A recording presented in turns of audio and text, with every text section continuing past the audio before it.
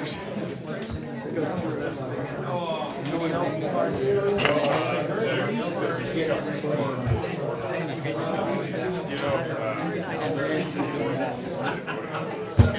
said the key is just to make sure that everybody knows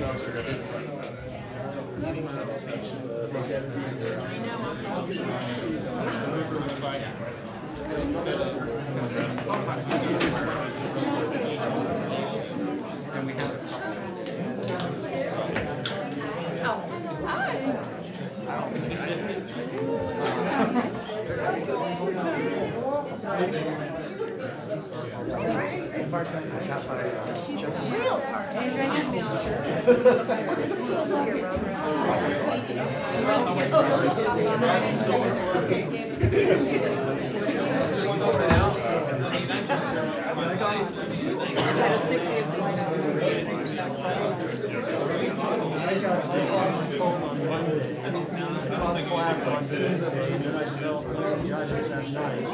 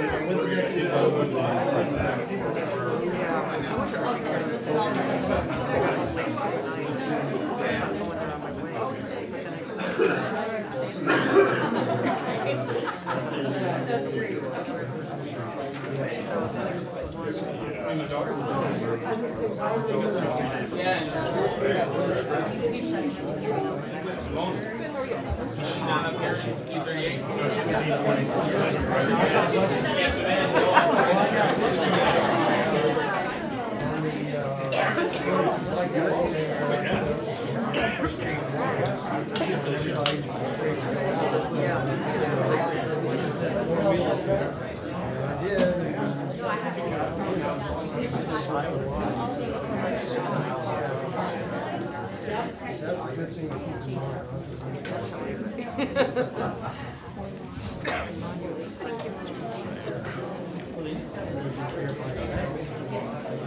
So I don't lose yours, can you make sure that gets up to me? Yep. I know I would misplace that all the way in the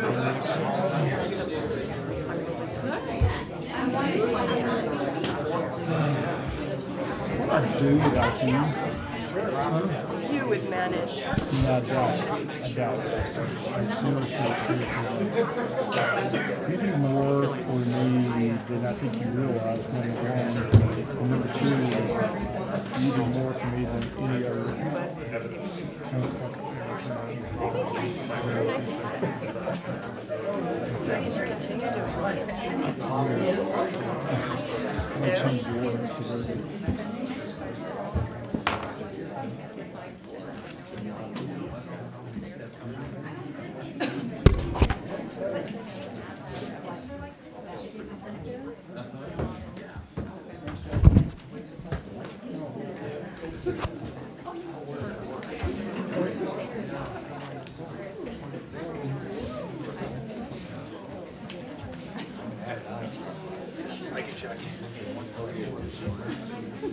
I'm not taking so much time. So you're discussing the change in Did the board authorization to see if we can bring it over. Can you read I mean, Terry's here in case they have specific questions or she just kind of needs to be intent.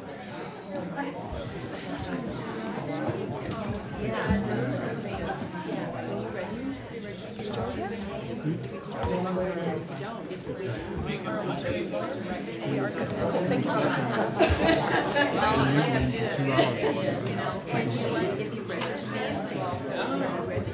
Sorry about taking up so much room here. No,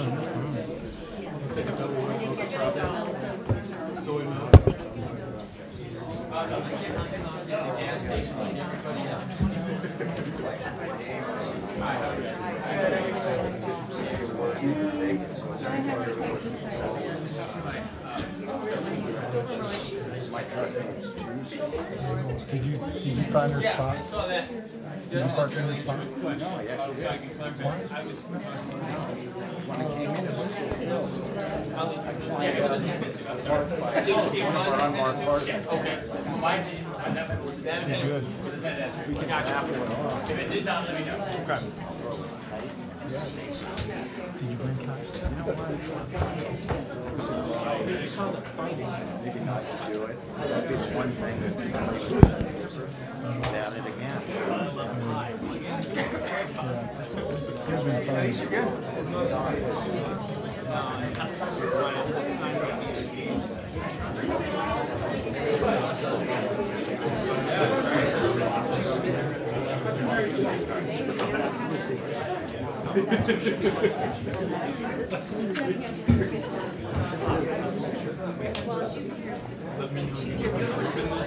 Oh yeah.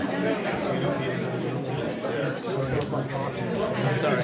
But the problem was that we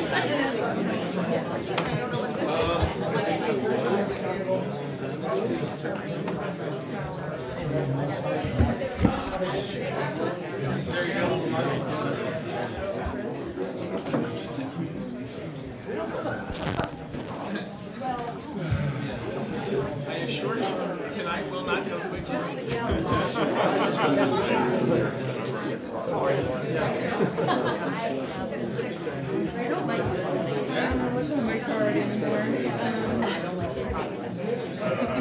I doubt that.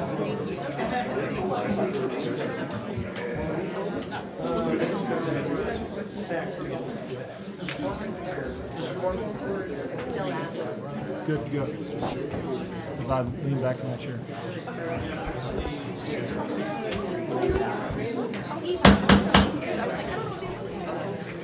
I call to order this regular meeting of the Monument Board of Trustees, March 18th, 2019. Will Cub Scout Zach please lead us in the Pledge of Allegiance?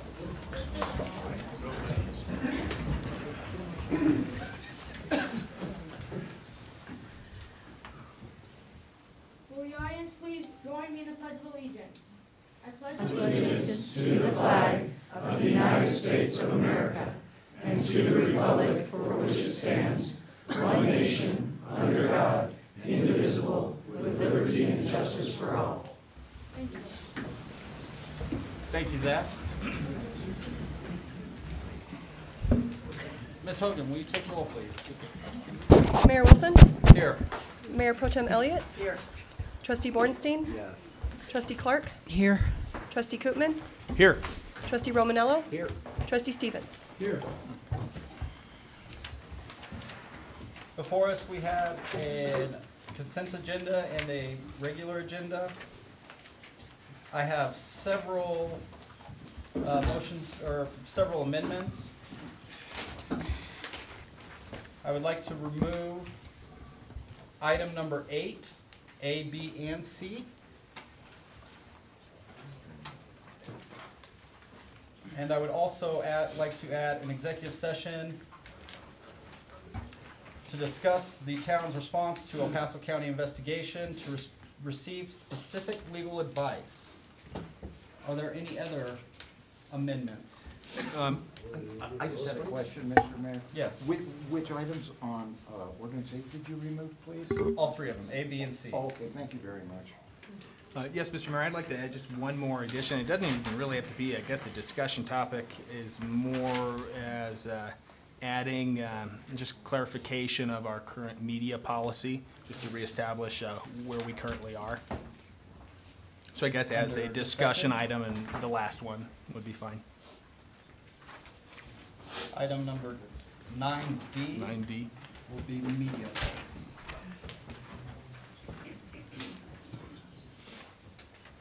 I'm sorry, that was media what? Policy. Media policy.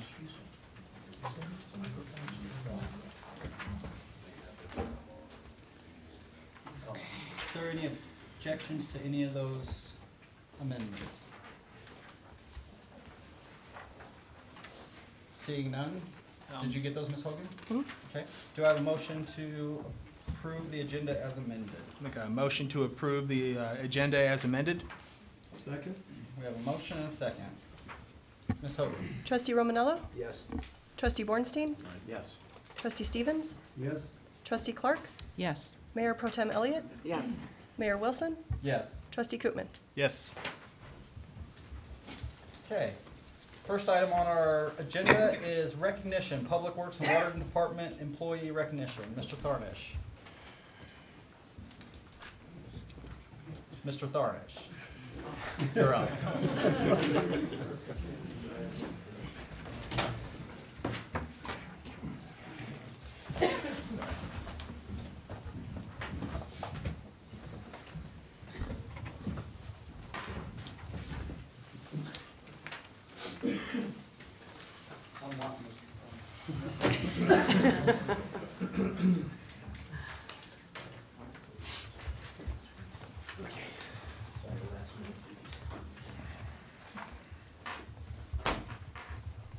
Tonight, I'd like to make some presentations for some Public Works Department employees that were involved in what I would call a marathon water break. And halfway through this break, we had a second major break that dropped our team pretty significantly. Most of the guys on the call up here were involved in one way or another, either inside the mud hole trying to fix this leak, or they were doing traffic control on the bigger break the next day. So we'll talk just for a minute about this and then we'll call them up.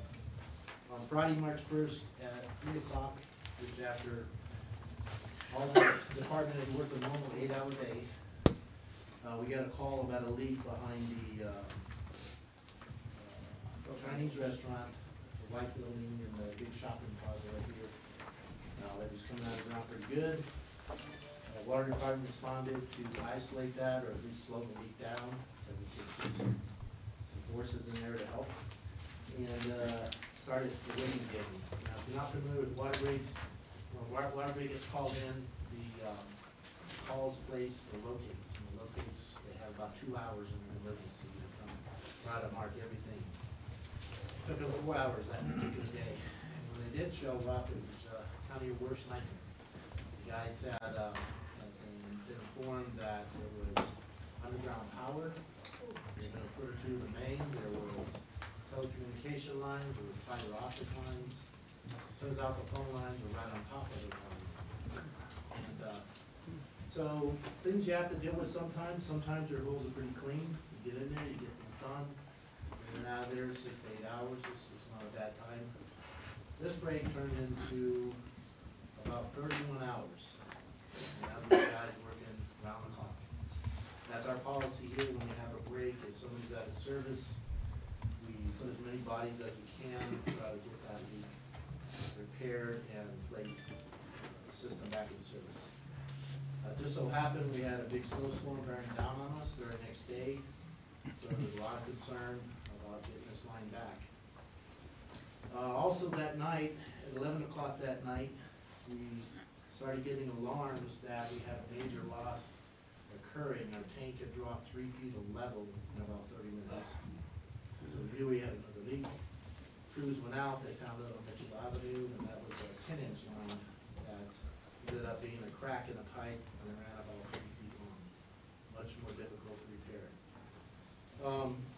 So all these guys were involved in one of those breaks or the other, some of them involved in both. So given that their dedication to service and trying to restore both those lines. The one on Mitchell, just for the record, we weren't able to restore that line till actually Monday.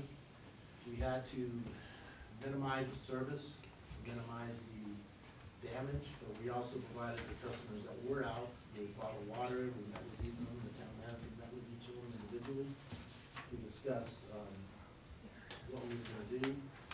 And in a nutshell, what it came down to is just ran out of bodies and ran out of time. And so we ended up getting a contractor to come give us a hand on that second break, which is only the second time in 19 years that I've been here as an operator that we've had to go to that extent. So anyway, tonight I'm gonna call these guys up and give them some some recognition that they deserve. So I'd like to call up Steve Sheffield. I think I'll just call you all up at once, pass these out and say a few words. Steve Sheffield, Ron Rathburn. If you know you're gonna get called up, you can come up.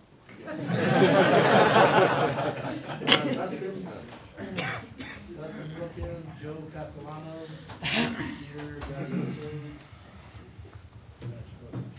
Kellen Bryan. Johnny Rigo, Rob Enoch, Lou Schubauer, Dan Jurekovic, and then Jason Steves and Dave Robinson, which I believe all those guys couldn't be here tonight, they have prior commitments. So, pass this out. And boss can say a few words.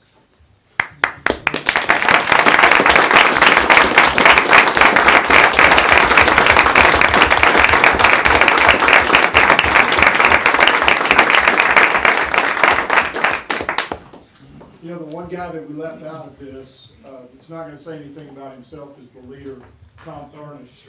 Tom was out there most every day. He was out there all during the night and helped us. Their leadership is amazing. But the guys, they were 8 to 9 foot in a hole. It was 20 degrees or below, I think. Standing in water up to their ankles, up to their knees at times. In and out of those holes. Like Tom said, there was a lot of difficulty down there. When we talk about an electric line, it wasn't an electric line this size. It was, I think, three high voltage, high voltage, 3 inch size. yeah, 3-inch lines. So trying to miss that with the equipment they're using, they had to hand dig a lot of it. So it was amazing the work that these guys and girls put in. It, you know, just being in that hole at times, you know, we came out there, the mayor came out, we appreciated them coming out. It was just amazing the work that they were doing. Just shows you the kind of customer service that they're putting out for you as the citizens of Monument. And let's just give these guys a hand.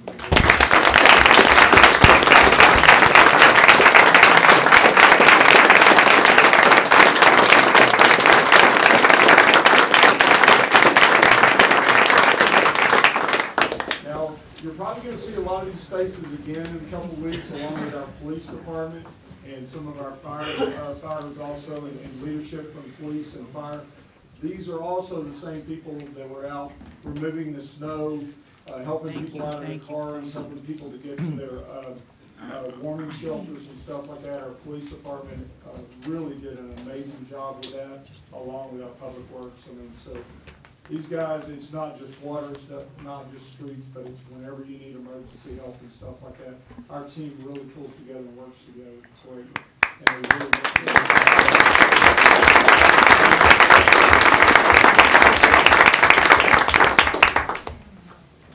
I apologize for all the driveways we've plowed.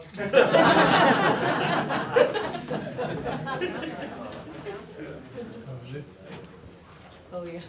Dan?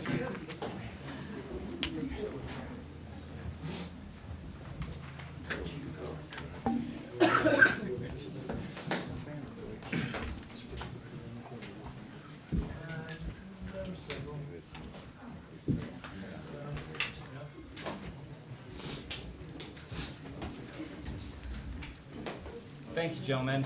I'd also like to thank some of these guys' wives who were bringing food out and drinks out to them after they've been up all night at 6 in the morning. So,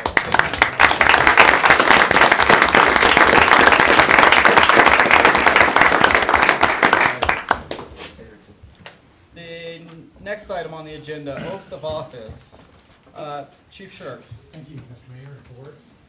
Could I have Rachel Bratton and Joshua Marks come forward, please?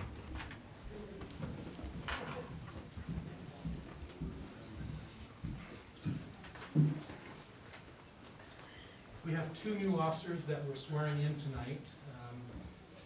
Josh spent 20 years in the military, and what I just found out tonight with our town, I was going to let our town manager know. There you go. He's also UAD certified. Oh, there we go. So that's a drone certification program. He did that in the military. He was There's also protection details for some of the dignitaries, and we're just so pleased to have him with us. He was an MP in the military for many, many years, and apparently you're a pretty good shot. Is that true? You're not going to shoot the chief, though, correct? Military man, I love this. Then we have Miss Spratt. I've got to tell you that I've been interviewing folks for many, many years for various jobs, and I have a set routine. When she came in, she walked right up to me, shook me by the hand, sat down, and said, "Let's go." It destroyed me. I found out why she was able to do that, because she has a degree in psychology and criminal justice.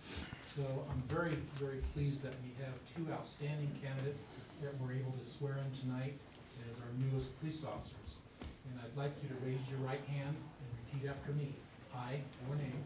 I, Rachel Rowden, Do solemnly swear do solemnly swear that I will support, protect, and defend that I will support, protect, and defend the Constitution and government the Constitution and government of the United States of America of the United States of America and the Constitution and government and the Constitution and government of the State of Colorado of the State of Colorado against all enemies, against all enemies, whether domestic or foreign, whether domestic or foreign, and that I will bear true faith, and that I will bear true faith, allegiance, and loyalty to the same, allegiance, and loyalty to the same, any ordinances, resolutions, or laws any ordinances, resolutions, or laws of any of the State of Colorado notwithstanding, of the State of Colorado and notwithstanding, and I will well and faithfully and I will well and faithfully perform all duties of the office of police officer perform all the duties of the office of police officer on which I'm about to enter. on which I am about to enter. Congratulations.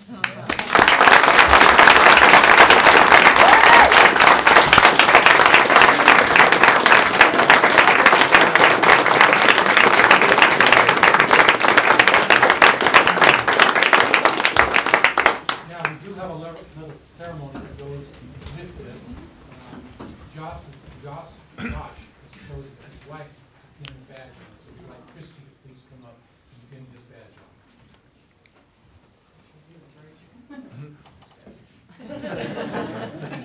I know, right?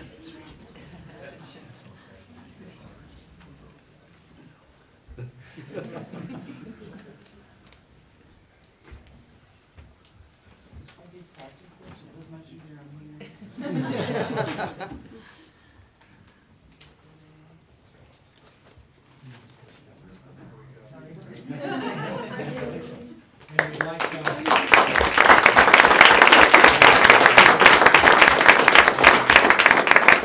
Rachel has chosen her father, Brian Brett, in the badge.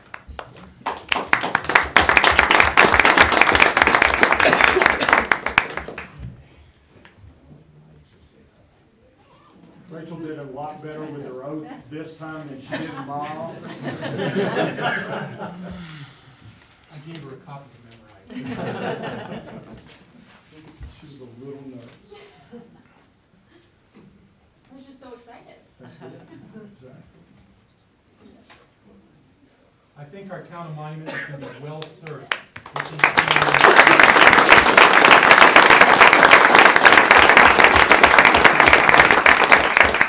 You know, as a town manager, you're always excited when you get new employees and when you get new police officers.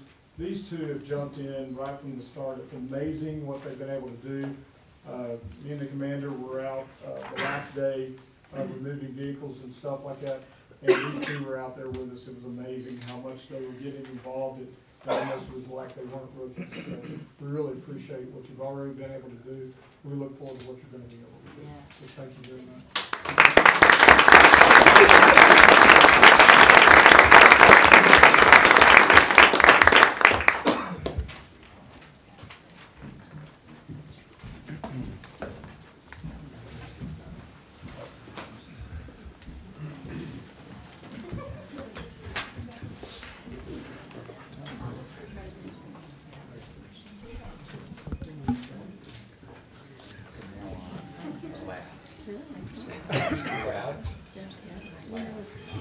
Next item on the agenda, liquor license application. A public hearing to consider a new beer and wine liquor license application for Ramen Chops LLC. Ms. Hogan, would you like to conduct the presentation of evidence in support of the applicant? Yes, thank you. A Colorado liquor license application for a new beer and wine license has been filed with the town clerk's office. Based on information contained in the application and the investigation pursuant to the receipt of the application, the town clerk's office presents the following initial findings. The application was filed on February 13th, 2019. A notice of public hearing on the matter was posted on March 7th, 2019, and published in the Tri-Lakes Tribune on February 27th, 2019. There has not been, within 2 years preceding the date of application, a denial of an application for the same class license at or the same or within 500 feet of the same location, because the reasonable requirements of the neighborhood and the desires of the inhabitants were satisfied by the existing outlets. From the evidence submitted, the applicant is entitled to possession of the premises where the applicant proposes to exercise the license being applied for. Selling malt and Venus liquors for consumption on the premise in the manner proposed in the application is not in violation of town code or other applicable laws, rules, or regulations of the town of Monument, County of El Paso, or state of Colorado. The building where the applicant proposes to exercise the privilege of selling malt or Venus liquors for consumption on the premise is not within 500 feet of a public or parochial school. The Monument Police Department conducted a local records check on each individual with more than 10% ownership in Ramen Chops LLC, and no records were found.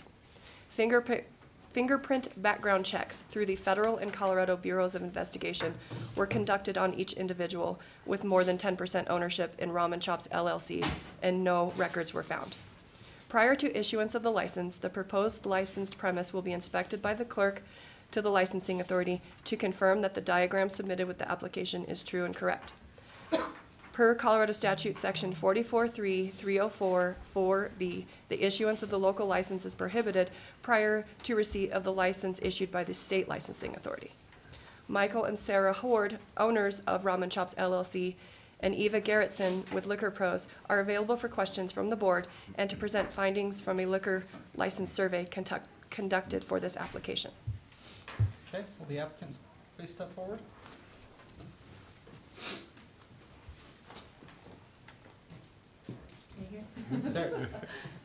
Is there anything you'd like to add to that at this time?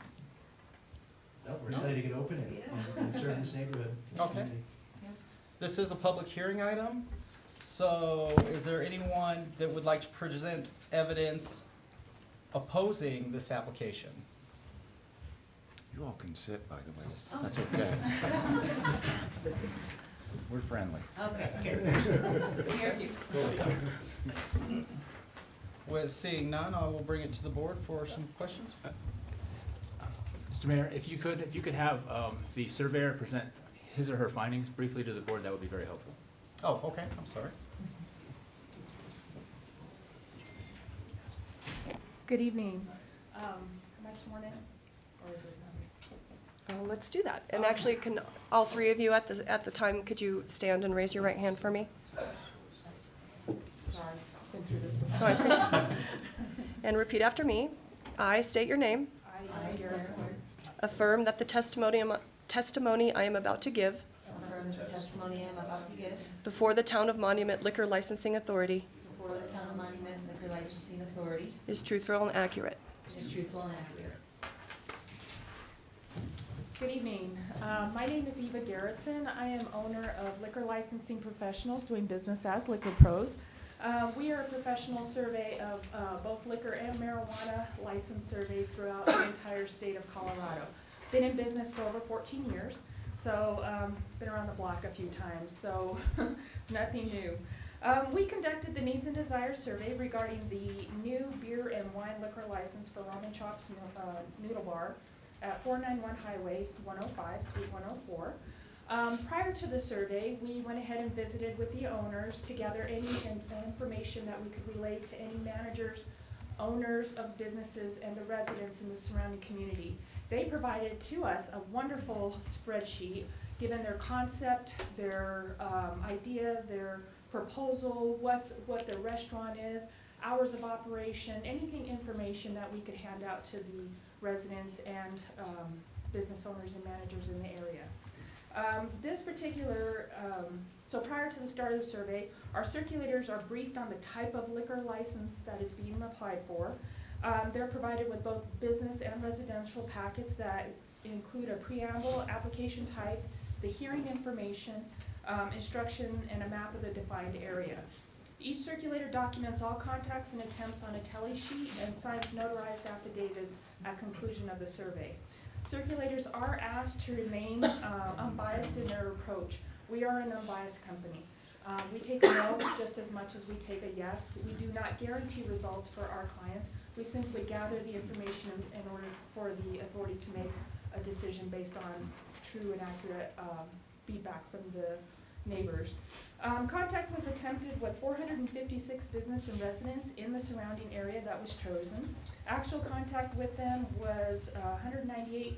We then obtained a total of 151 signatures. Of those, 57 were business survey business signatures, with 55 signing in favor at 96%, 2 were opposed at 4%. We then took samples of 6 areas surrounding that the proposed location. Of that, we obtained 94 signatures, with 91 people signing in favor at 97%, 3 were opposed at 3%.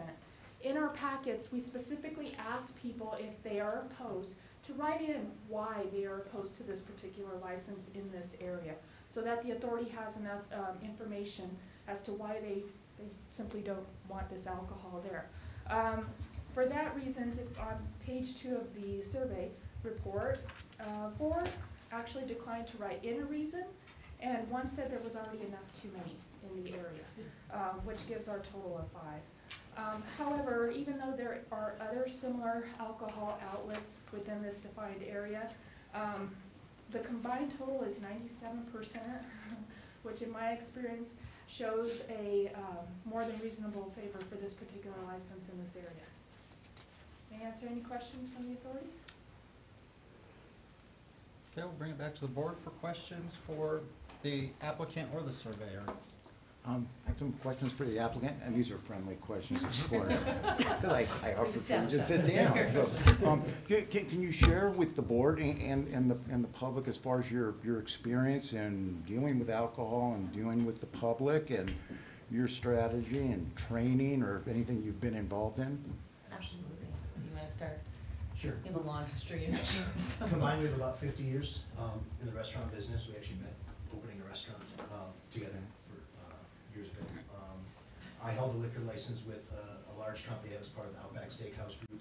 It was a restaurant was called Bonefish Grill. So we served millions of dollars worth of alcohol, in which we trained the staff accordingly. We purchased it properly. We carded, ID'd off and passed. We call them stings. I don't know what the official name is, where they would send in someone underage and try to get through. So personally, I have experience in that. Sarah does as a server, bartender, manager. We both kind of come up through the ranks. So we planned it. Very systems. That was my next point. We plan to, in our training manual and our systems, fully train all the staff. We'll employ a system that's similar to, if not exactly, the TIPS program, where you train people proper alcohol service, making sure that we're following the rules and being quite responsible. And this is a little bit different from the full service restaurants that we've done in the past. This is more like a Chipotle, if you've been. Where you can get a beer, a bottle beer or canned beer, or a canned wine. So this isn't full service sit down, not something that we're anticipating. We close at 7 p.m., so we're by no means.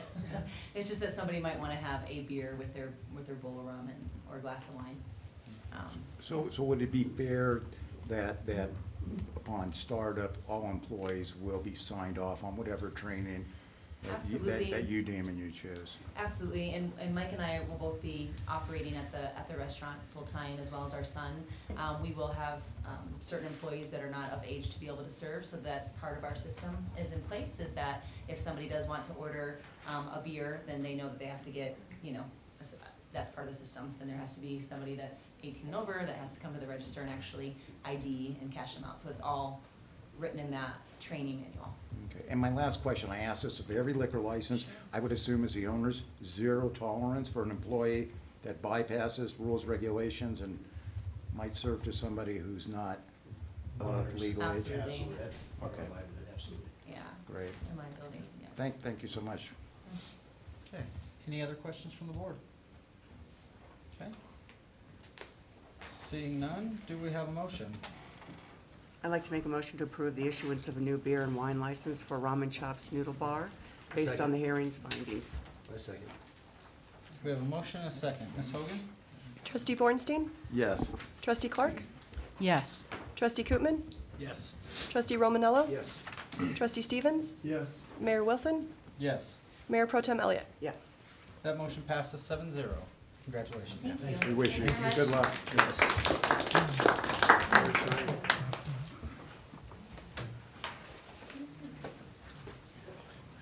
Next item on the agenda, presentation, Citizens on Patrol Program. Chief Sheriff. Thank you, Mr. Mayor and Board.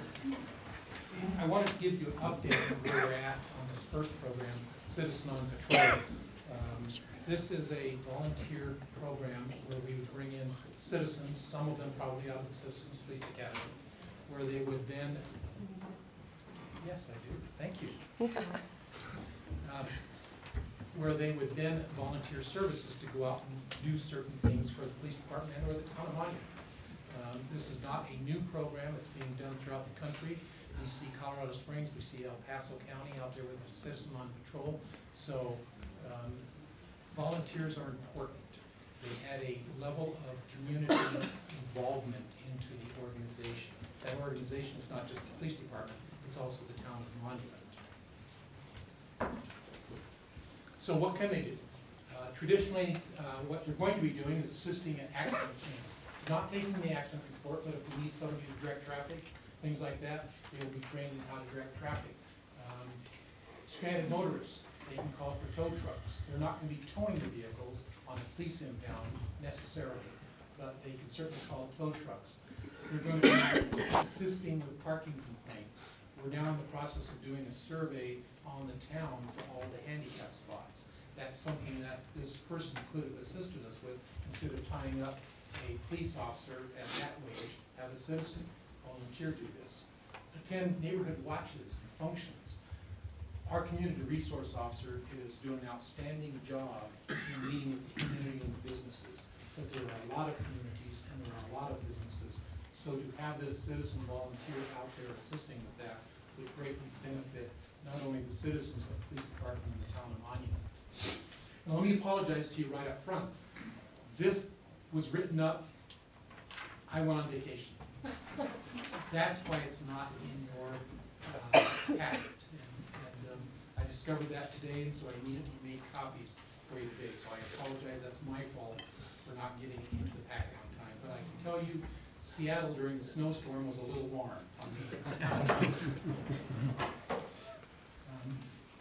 Vacation checks. We've not done vacation checks traditionally as a police department because we just haven't had the time to commit to that. But that's a service we're going to be able to offer to the community with the citizen on patrol. If you're going on vacation, call the police department. We can have a citizen check your house occasionally. It's not guaranteeing them that something bad will happen, but it's another service to provide. We're constantly sending police officers out to retrieve surveillance videos from crimes. They can assist with things like that. Conduct online searches. Our detective, who's sitting in the audience, is very busy. Things going on. And I know that she could use assistance in some of the mundane follow-up that doesn't require a police officer to get involved with. Cost, there is a small cost associated with this. Uniform. We're going to put them in a polo of some type. The color should still be determined, and khaki pants. We will train them in the use of OC, that's the pepper spray, so they will at least have some form of self-defense, although I just don't really see that needed, but they will have that form. They'll have a radio. We do have some spare radios. Right now we do anyway, some spare radios. So, and background checks. We're going to have to do background checks, vet them. Not quite as significant as a police officer, but we will do background checks on them and then have to train them. We want to make sure they understand what it is they can do and more specifically what they should not do as an unarmed citizen.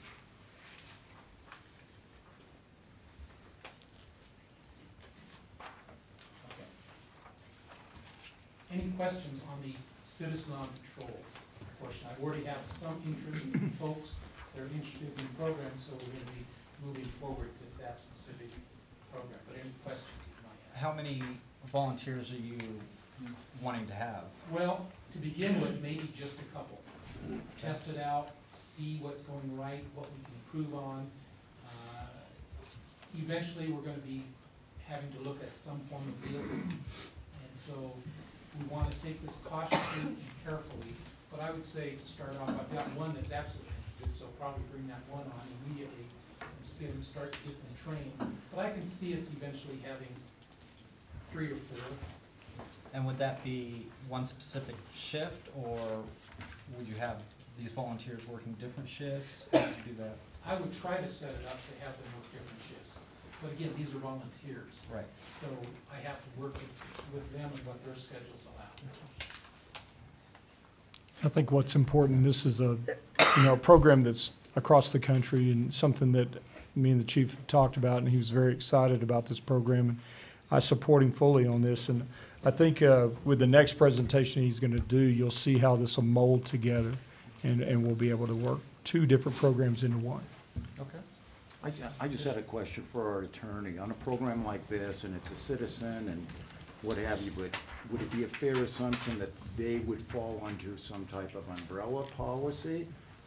Because again, in fairness, and not to be Mr. Negative, but bad guys, and when things happen, they're not gonna go, oh, that's a citizen. No, so I'm just trying to understand that. What's the liability, and how do we cover that with the citizens? My sense, generally speaking, that as an agent of the city, kind of doing the city's work at the city's behest, the Colorado Governmental Immunity Act would apply and protect the town and the citizen. Okay, perfect. Okay. Thank you. Thank you. Additional questions? I think it's a great idea. We're excited about it. I do too. We want to be an ambassador for the town. Gonna- Really get out there and let the citizens know that we're there as a town to support them and help them out with their needs. So the next one is what I'm calling code enforcement and special operations. This is a combined position that we're presenting to you to get you input and hopefully approval at some level to move forward on. So I asked Laura to give me the stats that she had, and then what's not on this PowerPoint, because I received the stats today, it's in your packet. It's the black, or the dark colored one, our information I received that's more updated. But it's not in the PowerPoint because I received it too late this afternoon. But you can certainly see that there are a number of complaints that we receive. Some are self-initiated, some are internal, some are called, just we have a history of complaints. So take a look at this, but I think it's more important to take a look at the most current ones that have come out. And I talked to our current contract code about it today, and it's pretty enlightening about it. Number of cases by year, you can take a look at that. Now, go to your handout, and you're gonna see that there are far more cases, the black handout, that's it. There are far more cases than I was even aware of that code handles. If you have specific questions, I don't have that in front of me, I'll do. You have that in front of me. Because I had some questions about it. I said, are we really dealing with that level of complaint of 625 inspections over this time period from January 2018 through July 2018? And she said, yes. Now, that also takes into account the open cases, the 201 cases. Some of the inspections involved going back to those same locations several times to re-inspect. So there were 201 open cases. An open case could be anything from a weeds complaint to an abandoned vehicle to a junkyard. Notices issued, 303 notices issued, and that was nothing more than, hey, you're out of compliance, this is what you need to do to get into compliance. It was an educational for the citizen. After that, the next one went to a courtesy notice. So you can see from the notices issued to the courtesy notices, many of them took care of them, but 197 didn't. So they received the next level of notification. We're serious, you need to take care of this. The next level was the warning notice. So you can see that it went from 197 to 103. The warning notice was much more serious on, you have to take care of this. And I don't have the exact wording, but it's an escalating level of noticing these folks that they need to take care of their stuff. Notice and order, you can see by far the majority of folks took care of business. They were put on notice that they were going to be issued a ticket, and we only had one that was actually issued. So by and far, the majority of folks comply. Questions about the statistics? Chief, do we Yes. know, I'm just curious, on the notice and order and then the summons, what was that related to? I actually don't know what the actual notice and summons was. I don't know, Laura, do you have that information at all? And I know you're no longer in that field, so I don't know. Okay. Yeah. Again, I We can get received you this that information. today. No, it's just more curiosity of Right. what escalated and that it had to go to that.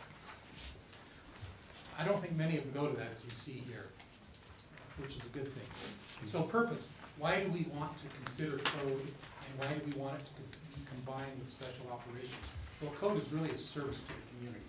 If you have a question about somebody having weeds, or you want to do something at your location, you call code, and they provide that answer to you. So it really provides an avenue for you to get your questions answered.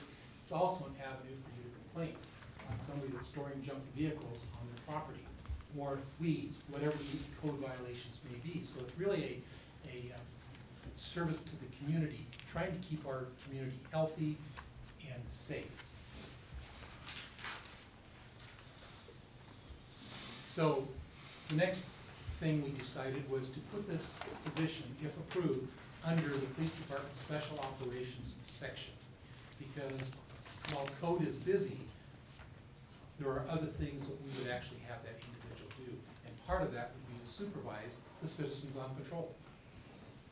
Because this would be a full-time paid position as a civilian, that under currently Sergeant Hudson and his special operations section, which again is traffic investigations and community resource officer. This individual would be under that section and working with our community resource officer to help educate the public on, you name it, whatever it is, HOAs, going to HOAs. You can talk about, that individual can talk about code issues or active shooters.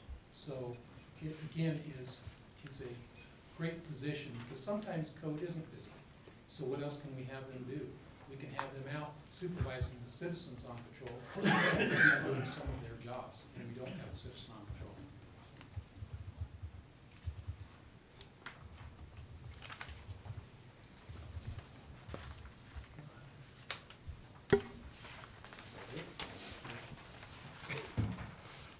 That was it. And I know there's gonna be some questions on it, and so I'm gonna try to preempt some of those questions right now. The current budget for code is $15,000. Out of that $15,000, there's $13,584 left. It may be, no, actually, it's either $13,584 or $13,854. My dyslexia is kicking in, so I can't remember which one. But we have over $13,000 still left in that program. The budget that we've kicked around for the position is somewhere in the, Mike, if you can help me out with this. Somewhere around $48,000 plus benefits would put it at about $64,000 total for a year. But you gotta remember, this year, we only got about a half year left, so that'd only be about $32,000 that we need to come up with this year.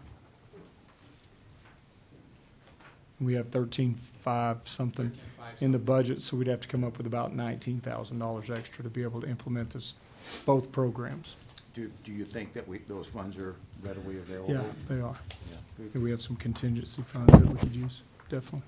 Okay. And then we'd put it in the 2020 budget at the total funding of $64,000. Because I know also the projections as far as tax and what was projected is It's coming in above, somewhat, it's 3 times right? what it was forecasted. So so this should be a slam dunk. Plus to assist. I think it's a great program. Y'all know my background, 18 years in code enforcement.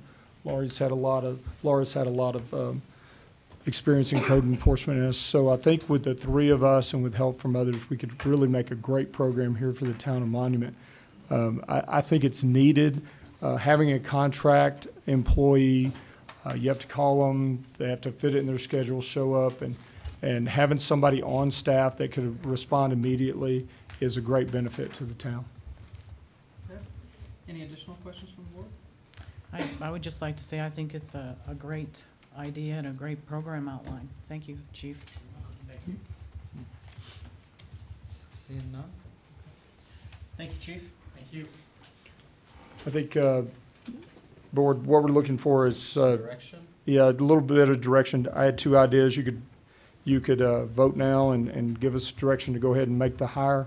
I'd be okay with that, or either you could study it and have us bring you something back at a later date. I think what I'd like to see is a job description and a posting for that position out there. I think that'd be the initial step. I, in fact, Yep. completed a job description and gave it to HR to look at. Yep.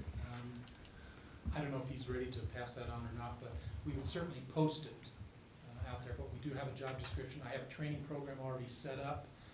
Our current contract, we would train that individual in the police aspect. Again, radio procedures, driving procedures, things to do and things to stay away from. And then I contacted Susie, our current contract code, that would be more than willing to step in at a cost, obviously, an hourly cost, and help train this individual if they didn't have code experience. Yep.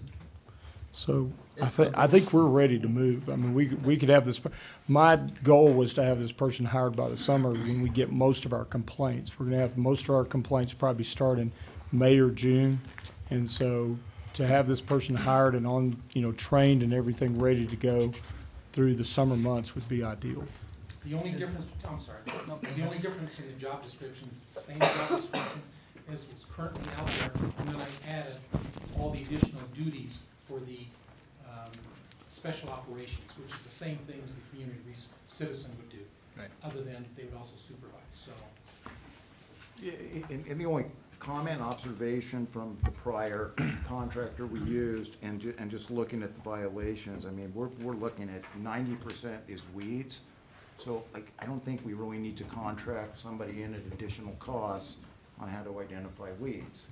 I think that's probably self-evident, something. Probably so, but I assume there's going to be some things in the code that this person is gonna have to understand, and I'm not well versed in it enough, so that may be where our contract person could spend a couple of hours and educate them on code. I'm looking for somebody that is proactive, but knows how to deal professionally and courteously with the public. So I'm looking more for the fit than I am somebody with the actual skill. I can train them to skill. Needs to be the right person to not upset our community. And the state of Colorado also has a certification for code enforcement officers, and so we'd be sending them through that certification program. And that's probably, from your expertise, something you could probably assist them with, too. Definitely. Having that background. Yeah, So. Yep. Is the board okay with this being brought back with the items Trustee Koopman asked for? Yeah, and I mean, I think we're all in agreement that the position sounds great. We want to go ahead with it. There's the process to get that done. You bet. And so I understand the process. What would you like me to do? You're gonna bring back or you've already given it to Mr. Bishop, but the job description, kind of an overview of everything that's gonna be taking place, and then we can move from there on approving it. So do you want that presented in the next board meeting, or to have him email that job description out? I think email would be fine, yeah. Very good, thank you. Get that to you tomorrow. I-25 my way. Kathy Bird, please. Good evening. Good evening. Good evening, everybody. My name is Kathy Bird, and I'm here to talk to you about something you may not be aware of. There's construction on I-25 South. I know, that was good. I like you in the back. So the great news for my job is that I get to come and talk about some of the safety and stress relieving elements of this construction project. As we all know, construction is not an easy thing to endure, and especially when you have 18 full miles under construction at the same time, which is coming here this summer during construction season. In conjunction with CDOT and the contractor for this gap construction, sorry, facing here instead of here, my apologies.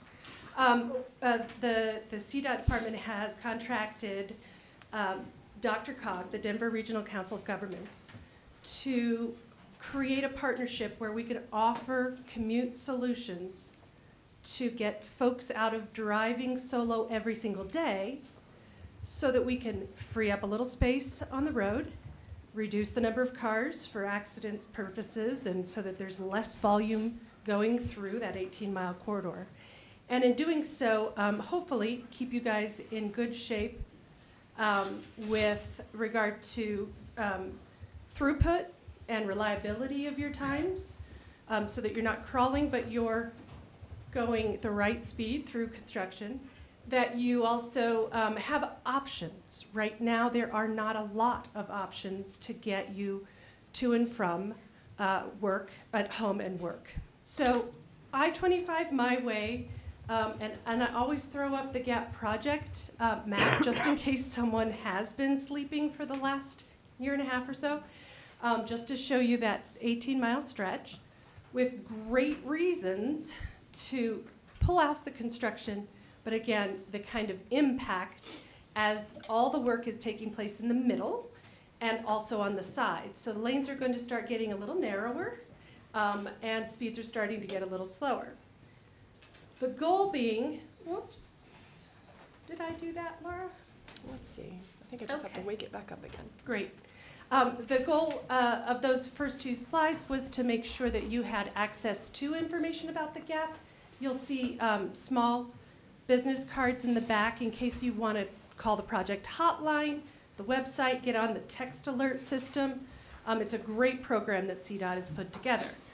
On the other hand, we think we've put together a really great program to try to offer some solutions to commuters where they have choices. Nobody likes being trapped into one mode or one decision. And I jokingly tell people that I'm going to quiz them on the color coordination of this TDM, but it really, TDM is an opportunity to offer choices to drivers so they can get out of their cars when they like, as often as they like. So the I-25 My Way program basically offers incentives to commuters traveling between and inside the gap between Colorado Springs and the Denver metro area. It's a wide region, as you know. People are coming from the Colorado Springs area, going to the Federal Center, downtown Denver, Denver Tech Center, the Meridian Development, Buckley Air Force Base, DIA. It's a wide variety.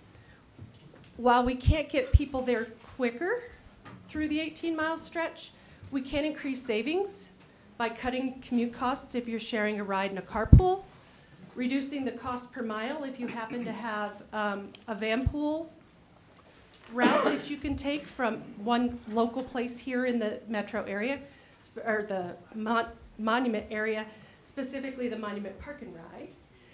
And then you gather together, you get in your van pool, and you drive to your general location, a couple of people, a couple of stops, and the van sits there, and it's not your car, and then you bring it back. You can also reclaim your time. This would be an opportunity for folks to actually unplug during their commute. That's not really something we recommend while driving. Thank you. See, it's that lady in the purple. Anyway. And also to reduce congestion, which increases our chances of having a safe commute. As you know, there is a Mustang out there that travels the South Line, bringing commuters between the downtown Denver area and Colorado Springs area. There's 3 stops for the Mustang, and as part of this program, if you go to i25myway.org and you fill out the form or you email, we provide a round-trip ticket for commuters to try Mustang, either coming out of the 3 stops here in the greater Colorado Springs area, or from downtown Denver, or any of the stops that the Mustang makes up in the metro Denver area. Luckily, CDOT also launched the Mustang's Denver Tech Center bus. It runs twice a day in the morning, leaves Colorado Springs, goes to the Denver Tech Center between Arapahoe Road and Bellevue, and then twice in the evening comes back. For the moment, it's unidirectional. It's only going to move the community out of Colorado Springs and into the Denver Tech Center, which has been a big push. There used to be the FREX, there used to be RTD. We've had options. And so we tried specifically for this CDOT project to make sure that option was back and running. So please do get in touch if you'd like to try out, or if you know anybody that would like to try out the Mustang DTC. Our other option is van pool. Again, these work for these longer commutes. On average, folks living in the central Colorado Springs area, commuting to the Denver Tech Center, are looking at a 60-mile one-way. Going downtown, it's 70 miles, and from there it gets bigger and bigger. One thing to remember is the true cost of your commuting is 58 cents a mile. So if you're going 60 miles one way, you're spending about $60 every day to go back and forth. Now, are you really spending that much on your gas tank? No. Insurance, depreciation, wear and tear on your vehicle, maintenance costs. And I didn't make that number up, I promise. We have a program in I-25 My Way to help van poolers get started. We have a $200 credit for the first month that a van pool runs. 5 friends get together, they all go to a similar location or off-ramp for their jobs. They all kind of live in a general area, meet at a park and ride, and you've got a van pool. And it really lowers the cost, out-of-pocket cost, based on the federal reimbursement rate. And lastly, and actually quite fun, is the carpool option that we're offering. Again, all of these options have an incentive to try to draw people in, give it a shot. We try to make it easy for you to try something new. You don't have to stick with it forever, but give it a shot during the GAP construction project. In the carpool, we're partnering with Waze Carpool. Anybody seen Waze, the driving app? Okay. So those folks put together an app for the carpooler, and it brings the Waze driver mentality and the extra seats that one has in one's car together, and you get to offer people rides through an app. And if you use the Waze carpool, we have a $10 incentive once you hit your 5th ride. What's great is we're also partnering with Waze Carpool to provide $2 rides for the first 2 months of this program. We launch on Wednesday officially. We've been in contact with everybody since January. But on the 20th, we're going to have our first official launch down at Mountain Metro Transit. We have a media event at 10:30, and on that day, Waze will be letting everyone know, and you guys are first, that we have $2 trips. So normally I'd get in a car with somebody, they'd let me know how much they want to make on that trip, maxing out at 58 cents a mile. So maybe they say $5 to get downtown Denver. During this program, they can ask for $5, but I only pay $2 to ride with them. They still get paid $5, but I only pay $2. Who's paying the difference? Waze Carpool. So by the time you get to your 5th $2 ride, how much money is that? $10. So it's basically free to try it out between now and the end of May. We have the ability to pair people, help them find carpool potentials, both in the system here in the Mountain Metro service area, as well as throughout the combined regions of Greater Denver area and Colorado Springs. So I've got all my information up here. I had to really be fast, or I was going to get in trouble. But we do have flyers that drive you to our website, and we hope to coordinate and cooperate with you all here in Monument to get the word out to your constituents, to the folks that live here. Obviously, if anybody commutes in to work in Monument, this is a great opportunity. It really can cut their costs and alleviate a lot of the stress and the time commitment that one does when we're doing long-distance commuting.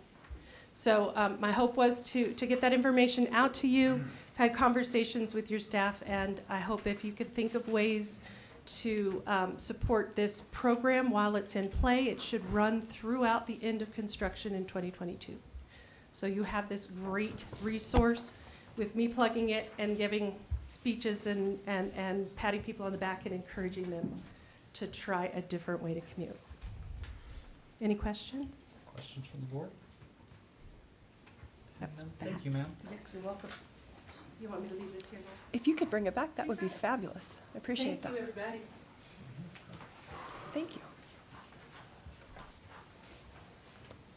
Item 7, resolution number 08-2019, a resolution setting forth findings of facts and conclusions concerning the proposed annexation to the town of Monument of an area known as Willow Springs. Mr. Manning.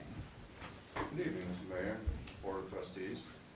As you know, the originally scheduled ordinances now have been tabled, and we will be looking at this resolution. However, if you do have questions, I do have a few slides that were associated with those ordinances that may help out. This is the location we're talking about, south of the Cincy's complex, north of Baptist Road, west of the railroad, and about 219 acres. The critical part of the resolution that you're looking at is sections 1 and 2. And as it says in the title, you're looking at findings of fact and conclusions concerning this particular annexation request. In section 1, you'll notice it talks about 1/6 contiguity, which contiguity is basically being adjacent to the existing city limits. So these yellow lines, you can see the dash line in the middle that separates Willow Springs 1 annexation from Willow Springs 2. Once 1 is annexed, it creates 2 to be adjacent and have that 1/6 contiguity as well. The other things it talks about is community of interest. Our comp plan does show this as being residential and being annexed into the town. Also, it talks about urban or will be urbanized in the near future. I think you know that Forest Lakes to the south is growing fast. We're getting development along Old Denver that's moving south as well. This is one of the few areas that's left, really, that's not planned to be developed in the near term. They'd like to be annexed to get that done. The other thing, if you look at section 2, there's a couple criteria with regard to resultant detachment from school district, and that's not the case either. So we see this as a good move from the town to move forward with this by passing this resolution. And then at a later date, probably in May, we would be looking at those ordinances that you tabled, which is where we'll get in a lot more detail. If you have questions, I'm here to answer them. The attorney's here to answer them. Representatives of the applicant, there's a good part here too. Any questions at this time? Mr. Manning, is the applicant here tonight? Yes. I have a question for him. You want to speak with them now? Or we can do that. Is that acceptable? We can bring the protocol? applicant up.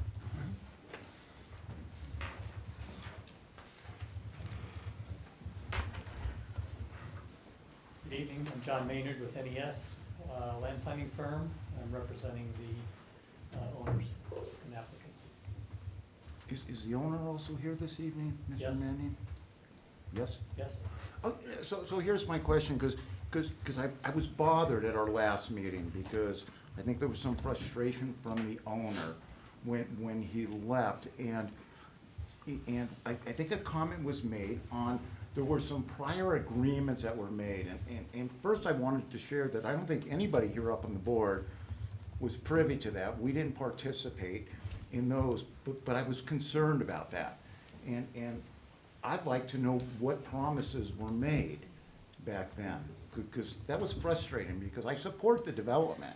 There's some other questions. I don't want any resident or potential developer leaving here frustrated, because I was just as frustrated as they were. But again, we're not privy to certain information, or we weren't in this situation. And I'm just wondering if they would share with us what promises were made.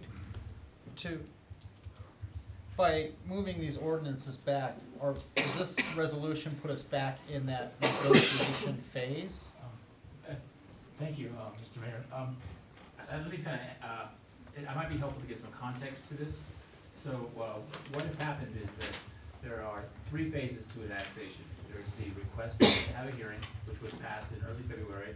There is the actual hearing, basically where the board makes the findings necessary to consider the ordinance for annexation, and then the ordinance for annexation, and then that will be heard at a subsequent time. One of the first things I was asked to do was as this board knows, this annexation has been before the town before, and one of the first things that I was asked to do was to look at the annexation, and because I was interested in restarting that process, I provided the opinion that essentially we should redo the entire thing and go through the process again. And so where we are now is basically at the same spot we were on May 7th of 2018 of last year, where and at that date the findings were passed. I think it would be better. I think it would be better if we focused on those findings that are related to the ordinance, which are the community of interest between the territory. Basically, we annexed it. It's a good fit, and in terms of why it's smart to annex it, why the town wants to annex it, why the landowner wants to be annexed. I think your question, is well received, but it may not go directly to the findings that are before the board today. Well, and I don't disagree with you. But we have some new faces and what have you, and that's good, and we're moving forward, and it's back here. But I'd like to know what promises were made that possibly the board is not aware of, because the owner, he left frustrated, and I think several members up here were frustrated. So we're talking 2 separate topics here. I understand what we have here, but I'd like to know that information. I guess I would ask, it would be up to the board whether to accept that question or not. I would leave with one final point, which would be, it would be my hope and I think the expectation that the annexation agreement presented to the board at the future meeting regarding the ordinance. So what happens at a future meeting, the ordinance and the annexation agreement are essentially approved in tandem. It would be my expectation at that point that all of the details that are pertinent to this relationship would be spelled out in either of those 2 documents, and anything that was promised that was not in those 2 documents would not be a promise that could be acted upon. So, and that's why I was trying to clarify that, is because the way doing it this way puts no promises until we see those ordinances come forward. Yeah, that's a fair way to look at it, Mayor, is that right now, basically, the board is giving itself, making the required findings to go to the next step in the process.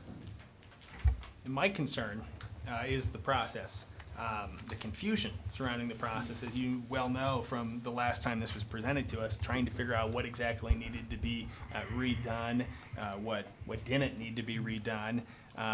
This portion has been done before. Again, I'm unclear as to why certain parts need to be redone and other parts don't need to be redone. And, you know, as far as the even initial application for annexation wasn't required to be resubmitted. Yet we're kind of picking and choosing, at least that's the appearance that's being given to me and probably the public as well. We're kind of picking and choosing which parts of this process we want to redo and not redo. To me, that is absurd. Either we follow a process or we don't. And this tells me we're establishing that it's eligible for annexation, which we've already done for a second time, I believe, with the last resolution. So why are we going back and forth? Why can't we just say, resubmit your application for annexation?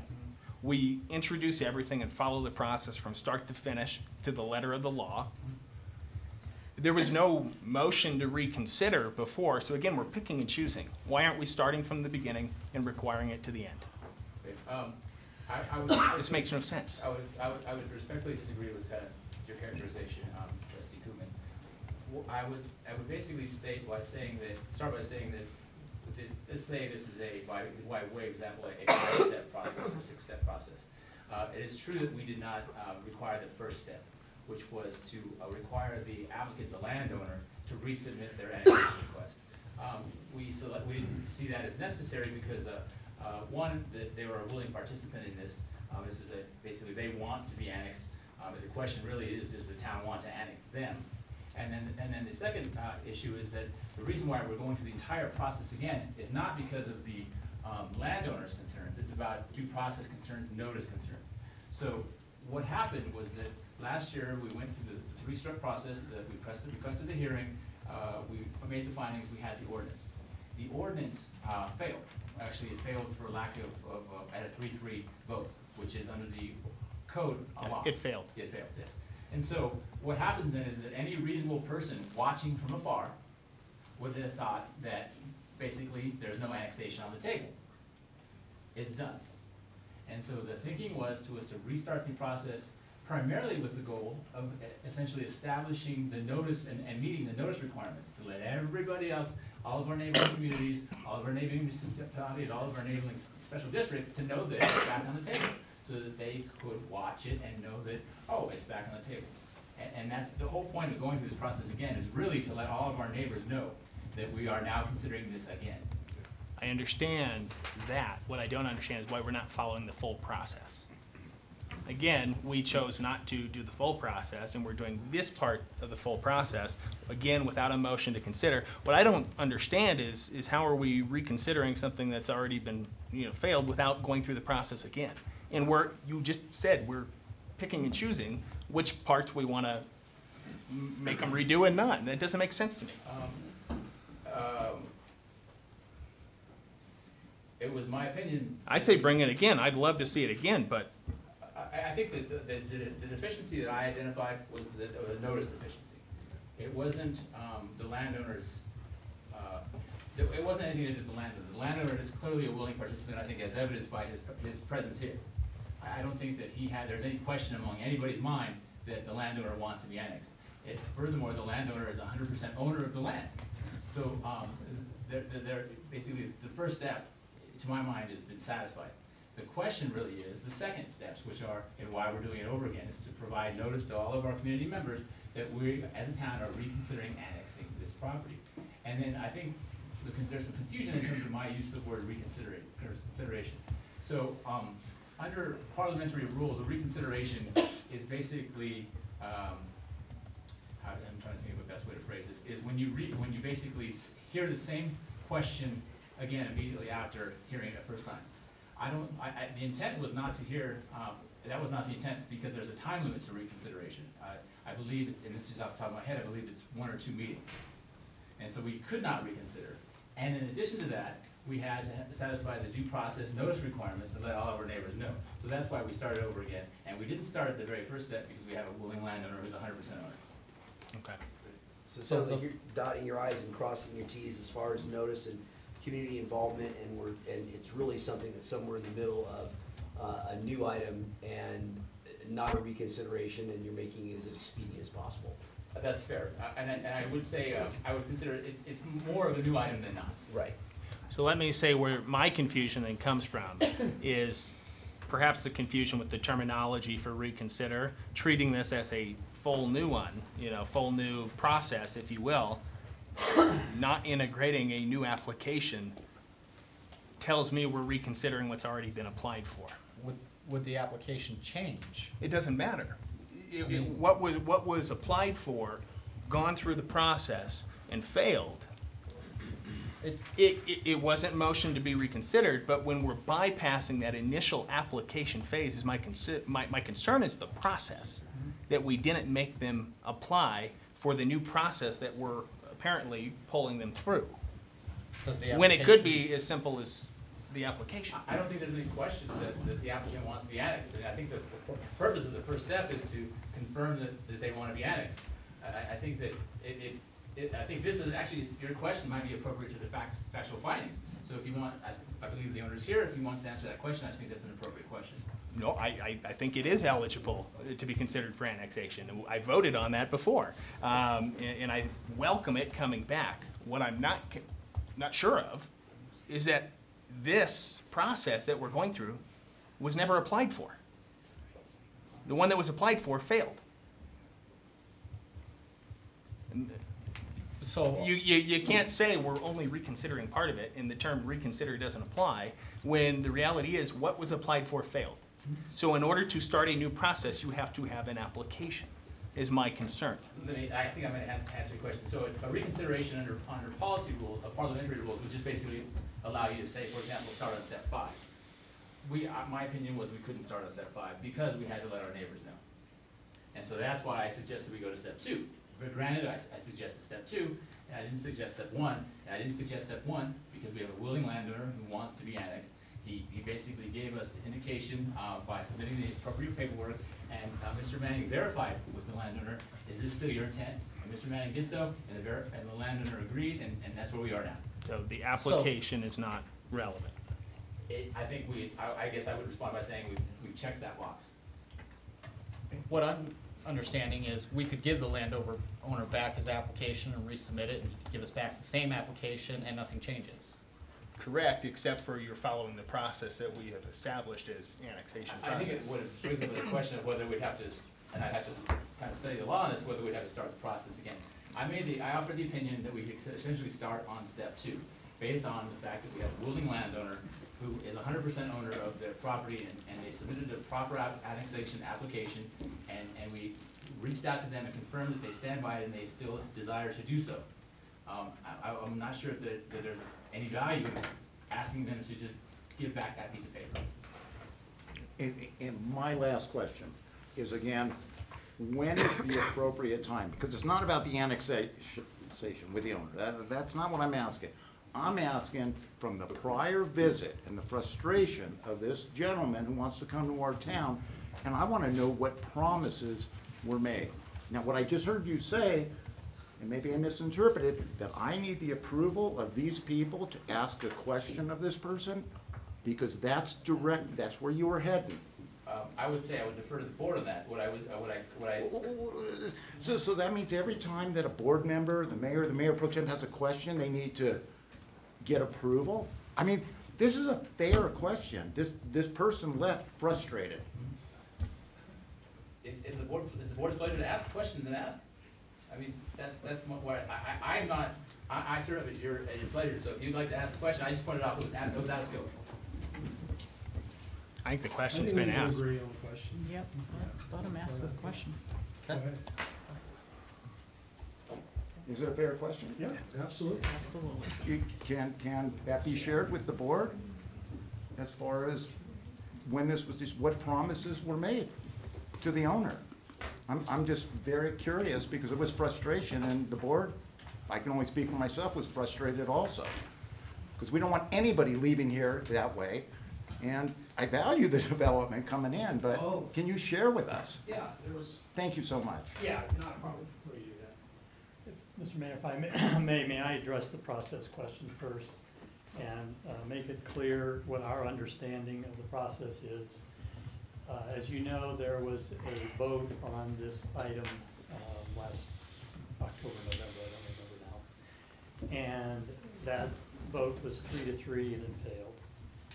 After that, there was talk of a reconsideration, but the time frame didn't work out for a reconsideration. And one of you, as members of the town board, would have had to formally request that reconsideration. I'm playing lawyer now, excuse me if I'm off base there. But the question was asked of the owner and applicant, and I'll explain who those are in just a minute. Is it okay if we continue this process? You still want to be annexed, correct? And is it okay if we use your current application to proceed with the process? And the owner said yes. So that's how we got to the situation we are now. The owner of the property is a bank. There is a developer who has a contract to purchase. It's Mr. Brown, who will speak here in a minute. and I'm the consultant, one of the consultants that's working on this property. The bank is here along with their attorney. Mr. Brown is here as the developer, and I'm here as well as Kevin Walker on a different capacity as consultants to the developer. So that's the current situation. I appreciate Yes, the thank you. clarification. That was great. To clarify what you said, so we asked you if we could use the current application. That's correct, that's my understanding. Wonderful, thank you. Yes, thank you.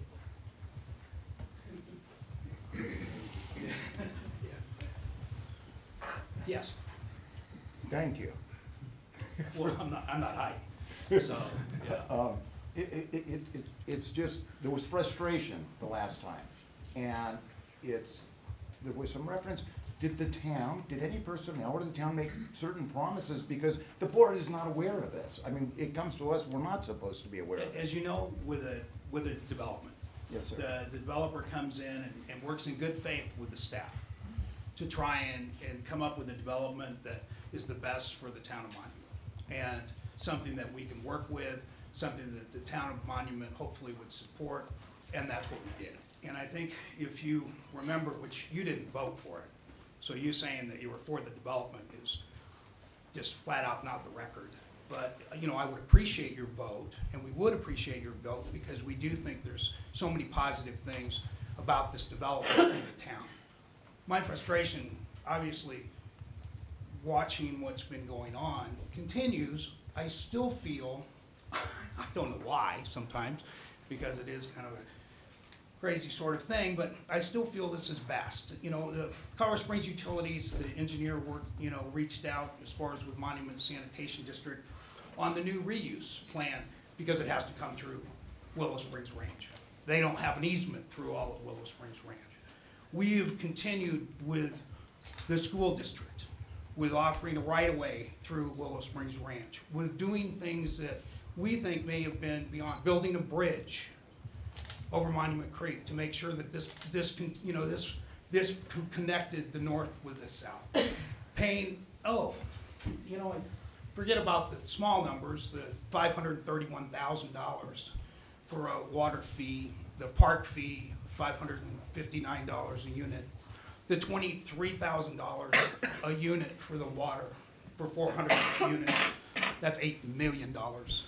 So when I do the math, my mother was a math teacher, my grandfather, my great-grandfather was a math teacher, and when I do the math, it does, with what this benefits for everybody, I don't get it. I don't get why, well, first off, I don't get why you guys sit up there and bicker over town stuff that's so important to people, so important to move forward and not move backwards. So if that's an answer to your question, there is no promise. There was just working together to try and get something done. And that's what I'm still doing. Thank you for your Can I have a question too? Well, I'd like to, if you don't mind, I'd like to make one other comment based on what Mr. Brown said. I've worked for developers for 40 years. They all get frustrated by public process. I'm the cool guy in the room, I guess, because I understand public process. I worked in public sector for 12 years before I went into private practice. Every developer in the world is frustrated about the time that it takes to go through a hearing process. That's just natural. Could I ask the owner a question too? Does he have one more minute for me? Owner or developer? Developer. Are you the owner? No, I'm the. The Mr. developer. Brown is the developer. Yeah. The owners also. The owners are also here.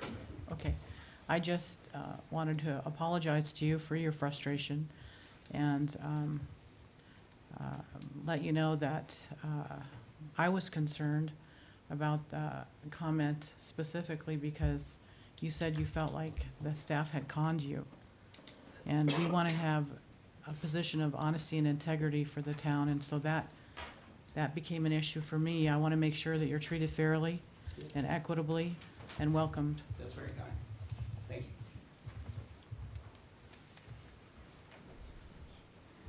you. And moving forward, Is there any presentation of evidence from any person opposing this application? Seeing none. I'll bring it back to the board for further questions or motion. I'll make a motion to approve resolution number 08-2019, resolution setting forth findings of fact and conclusions concerning the proposed annexation to the town of Monument of an area known as Willow Springs. I'll second. We have a motion and a second. Ms. Hogan? Mayor Pro Tem Elliott? Yes. Trustee Romanello? Yes. Mayor Wilson? Yes. Trustee Stevens? Yes. Trustee Koopman? Yes. Trustee Bornstein? Yes. Trustee Clark? Yes. That motion passes 7-0. Next item on the agenda, discussion items. Resolution number 12-2018, Trustee Clark. First, I want to thank the board for allowing me to have the opportunity to discuss this resolution with you all.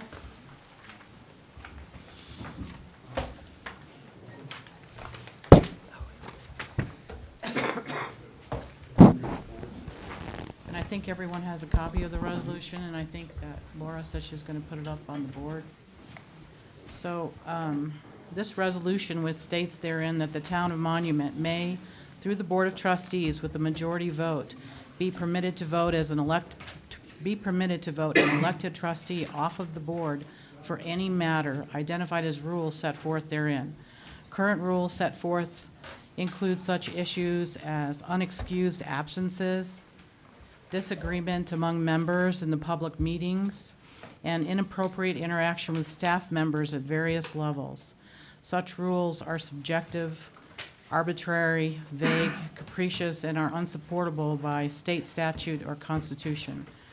There is no authority in the state statutes or constitution of the state of Colorado for the Board of Trustees to remove an elected officer by majority trustee vote, except through a proper recall process or other official means as stated in the statutes or state's constitution. And in section CRS 13-10-1052, it states, by a majority vote of all members of the Board of Trustees, the mayor, the clerk, the treasurer, any member of the board, or any other officer of the town may be removed from office. No such removal shall be made without a charge in writing and an opportunity of hearing being given unless the officer against whom the charge is made has moved out of the town, out of the limits of the town. When any officer ceases to reside within the limits of the town, he may be removed from office pursuant to this section. A municipal judge may be removed during his term of office only for cause, as set forth in the CRS. So the basis for removal, unless the elected official has moved out of town, must be misconduct or malfeasance in office, as those terms are defined in Article 13, Section 3 of the Colorado Constitution. These constitutional provisions consider official misconduct of such magnitude that it would affect the performance of an elected official's duties, and offenses against the municipality of a character directly affecting its rights and interests. Disagreements or stalemates, or the amount of unexcused absences a member might accrue, or the amount of disagreement a member may show involuntarily or deliberately within the public meeting or specific interactions with town staff may not ever rise to the legal level required to provide sufficient grounds to effect a removal of an elected official. The removal proceedings itself is a quasi-judicial matter in nature, subject to the safeguards commonly found in judicial proceedings. So there must be a charge against the official sought to be removed. Charges must be specific and stated with substantial certainty. Vague or general charges will not meet this requirement. And you could see the case Board of Aldermen versus Darrow in the Colorado books back in 1889. A mandatory hearing in support of these charges and an opportunity for defense must be provided. The charges must be proven by evidence and testimony. The charged official must be given the opportunity to refute such evidence or testimony and provide their own testimony and evidence to support their position. Decision makers must be impartial and neutral. Procedural safeguards must be in place. Any decision pronounced by the governing body will be subject to judicial review under Rule 106A4 of the Colorado Rules of Civil Procedure. That judicial review would be made to determine whether the governing body's decision was capricious or arbitrary.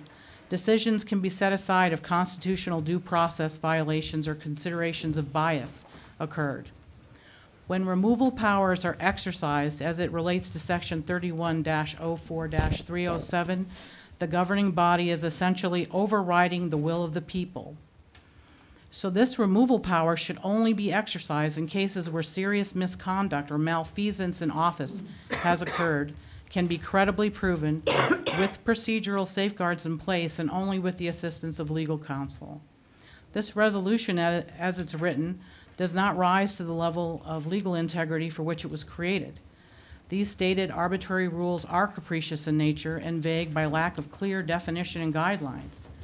Rules for the conduct in the public meetings have already been addressed in Robert's Rules of Orders for years.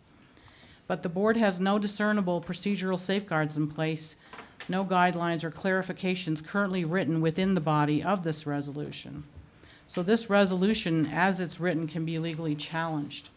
So originally I wanted to move that this resolution be rescinded, but after carefully looking at some of it, it's hard to throw the baby out with the bathwater. So I would like to revise that to revise it instead. And I'm up for discussion on any of these points. I see what you're saying completely, and I think, would you like to motion that we just have town staff draft something new? I think town attorney to, I'd say, review and remove the section in question And as far as legality. Yeah, and I would like to actually have guidelines and clarifications in place. You know, I don't know if any one of you has ever had the wonderful blessing of reading through the National Association of Realtors Board Code of Ethics, but it is thousands of pages, and the words all and forever and always are not in there, because we're all human beings, we all make mistakes, no one can always do anything. So I would like to move that resolution number 12-2018, a resolution establishing standards of conduct for elected officials of the town, be revised to create appropriate guardrails to fix certain errors made therein by providing a regulatory mechanism meeting legal standards that will comply with state law for enforceability. I'd like to amend the motion. Can we also move to bring forth some standard procedures? Yes, guidelines, yep. So, along with revising of that resolution, also a section of standard procedures. And if I may chime in on that, Mr. Mayor, I think you were here, four of us were here when we came up with this code of ethics, if you will, and it was really the intent was for it to be the first of two phases, a generalized 50,000-foot code of ethics, followed up by a more honed-in rules of procedure, for lack of better words, those clarifications, the guidelines for how to utilize the code of ethics and interpret it. That never came to fruition, which is unfortunate, because I absolutely see what Trustee Clark's saying here as far as when you only have half the puzzle, you have no idea what the picture's supposed to look like. So yeah, I think that revision. So we have a motion and we have. I'll second as amended. I'm just unclear on my direction. So I believe this Trustee Clark's asking for a resolution to be heard, and I believe that the amendments are essentially instructions to me to take a stab at writing one. I just wanted to modify it, if I understand this right, and thank you for your research on this, is to modify it to eliminate anything that would go against any state, county, or other law as she described. But like she said, throwing the baby out in the bathwater, we want to keep standards in how we treat each other, run meetings and treat staff, et cetera, but not give us the powers to Remove. eliminate one another that goes against the law. Is that am I right? Yeah, and Am I basically, right? basically, I'm wanting you to provide a regulatory mechanism, the guidelines, the set of rules, like in the National Association of Realtor Code of Ethics. If I cross someone's sign, which I don't want to explain that, but if I cross someone's sign 7 times, then I have to be fined and take classes and sometimes get suspended depending on how badly I cross the sign or how often I do that. So it has subjective detail in it, guidelines that state, this is what if you violate this, like if I stand up in here and suddenly start cursing everybody out, then I should be, somebody Censured in some way. censured. Censured in some way, yeah. Yeah, so having guidelines in place, that regulatory mechanism, setting legal standards where these types of, if these types of rules are what the board decided earlier that they wanted to do before I got here, great, but you can't use a nuclear weapon when they violate. It has to be substantially reasonable. It has to be reasonable. So I'm asking for the resolution that's currently in place to be revised to create appropriate guardrails to fix those certain errors made therein by providing a regulatory mechanism, meeting legal standards that will comply with state law for enforceability. I have 2 points of clarification, please. First, you have read a statement, and I was looking through my materials, and it wasn't in the board packet, and I don't have that statement, so. If you Oh, could it's send my me- statement. You want it? Yeah, if you could email it to me, that would be I helpful. will. I don't have it on email, but I will get it on there and mail it to you. Well, also the what you were quoting. You Yes. quoted, yeah, okay. And then secondly, Resolution 12-2-2018 at the very end references a statute, 31-4-307. And that's in here too. Okay, and I just want to be clear that actually, I think that the board's guidance is well received, because I think 31-4-307 actually does provide a mechanism for the board to strike one of its members. But what I'm hearing is to put some meat on that and to set forth the process by which that happens. Is that a fair And not to, interpretation? and not to use that nuclear weapon for somebody who is unexcused in absence 3 times. Well, it doesn't say 3 times. I know, but I'm just being, Okay. emphasizing the point that it can be ridiculous. It can be mercilessly abused. So, and to point, Trustee Stevens' point is well taken as well, that there's a list of, kind of a menu of options. Is it the board's pleasure for me to keep that menu of options, or how would I, it's ultimately a board's, the statute and the process essentially set up a mechanism by which the board may police itself. So it's supposed to be a standalone document that I'm not involved with, that should provide sufficient guidance to you. And so I want to make sure it does that. My question to you is, the statute that's present, I mean, the resolution that's presently written, 12-2018, sets forth kind of a menu of disciplinary options. Do you want me to keep that menu open or on there, or how do you want me to handle that? Because I understand, I think what you're saying is that you want to make sure that there's a progression so that there's some relationship to the alleged offense and the alleged punishment. I get that. Reasonable. And yeah, keeping the rules in there is important too, I think, because that's what the original board prior to me had decided. And so it's for pleasure that I kind of, I want to get some guidance in terms of how to articulate the disciplinary options available.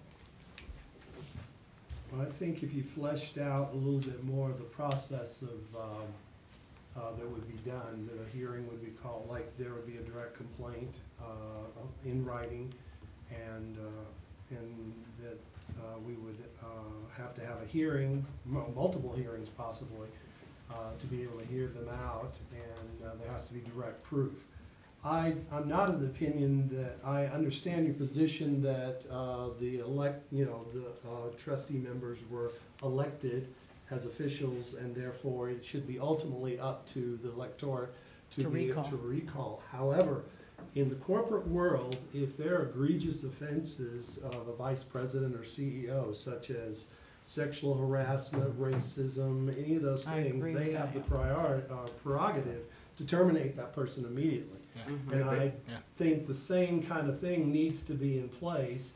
We don't want to create a nuclear bomb for three unexcused absence, but after 2 years of not showing up to a meeting, it might be warranted to remove Or an if you have individual. some severe, embezzlement throughout the town, definitely addressed with the nuclear option. Certainly If you- criminal activity. Criminal activity, sexual harassment, all those kind of things should get the nuclear option, of course, but these rules that we set forward, when you read them, they're just too vague. They have to be seriously defined in concrete So- language, so we know when we have violated it. And just in all fairness, because in the years, we pong back and forth on what's in the business world, what's in the municipality, and we can't be picking and choosing. And I hear what you're saying, but again, it's either we follow one guideline, we follow this guideline, but if it's defined in due process and in fairness, and not just an emotional emergency kaboom. Right. So if we all agree to the questionable nature of the current one, and dangers surrounding the current one, and we agree for a rewrite, essentially, would it not make sense to rescind the current one and direct the rewrite of it, rather than keep the current one in place while we're awaiting a rewrite? You see what I'm saying? I think we're at a point where we can just provide staff Direction? direction instead of a motion. I agree. And that may be, as they work on it, figure out that, okay, we just need to trash this and resubmit this. And which make sure would- it's constitutionally correct. Which would bring possibly a resolution to rescind and a new resolution. So until then, we should leave what we have in place, is my opinion, rather than not having this in, anything. We don't have anything at this point that, we don't have a resolution getting rid of it. Right. So that would need to be. I do, and to speak to your point, I think this resolution was seen as discretionary. So if the board chooses not to exercise its discretion, then basically the resolution has no power.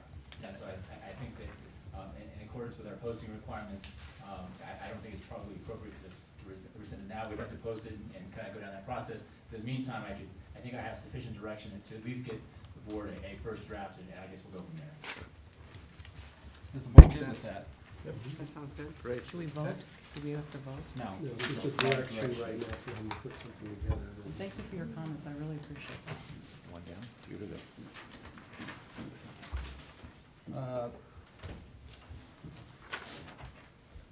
Next discussion item, Monument Municipal Code, section 2.04.020. Trustee Clark. So this was for discussion also.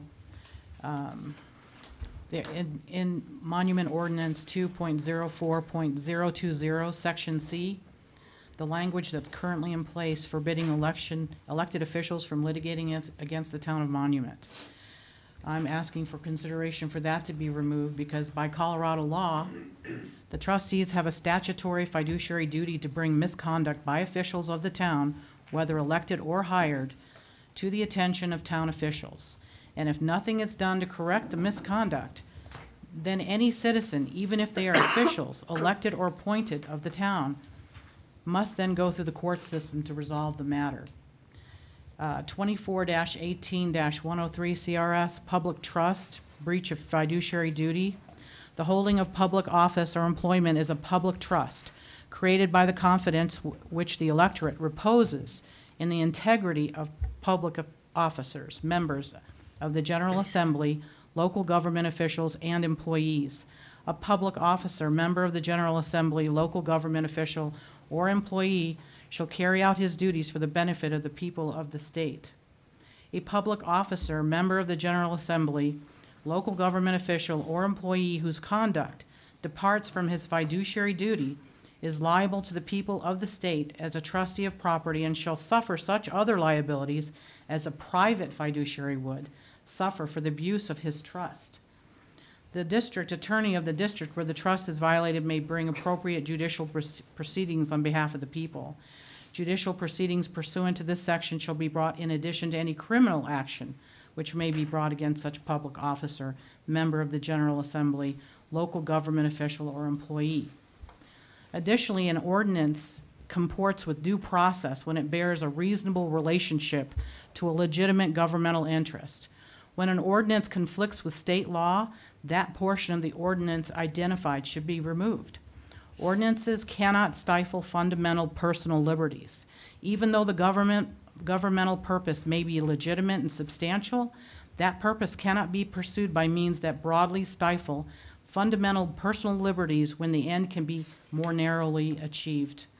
The test of constitutionality for a municipal ordinance is whether there is a rational basis to uphold the classification created by the ordinance. CRS 3115-103, making of ordinances, states municipalities shall have the power to make and publish ordinances not inconsistent with the laws of this state. In CRS 3115-101, municipalities, bodies, politic, and powers, it says, 1, municipalities shall be bodies, politic, and corporate under such name as they are organized, and B, may sue or be sued. So this is why I was requesting that one line. Can you read that last one again? I'm sorry. The last one, what? The last part you just read. In CRS 3115-101, B, municipalities, bodies, politic dash powers. 1, municipalities shall be bodies, politic, and corporate under such name as they are organized. And B, they may sue or be sued. So all of that is to suggest that forbidding elected officials from litigating against the town of Monument should be null and void wherever it's written in the monument ordinances. And this is one place that I found it twice in this, and I don't know why. I mean, it's so out of place. It's like just kind of slapped in there at the end, like maybe it wasn't really thought through. Or it was added on. Or it was added on. And so I'm up for discussion on that. Well, maybe Mr. Rivera can give us some color on this, but in my judgment, a person that is party to the defense and also party to the plaintiff, to me, that's somewhat of a conflict of interest. How can you fairly represent, be part of plaintiff and also contribute towards the actions of the defense? So if you're defending and you're in the meeting making decisions that here's the course of actions that we should take, but yet you're party to the plaintiff, then it just seems to me that's a conflict of interest and that just doesn't work out right. Well, I agree, that is definitely problematic, but with our code of ethics written correctly, we should be able to police ourselves and not have to bring litigation. Right, that would be my hope, is that we could properly police ourselves.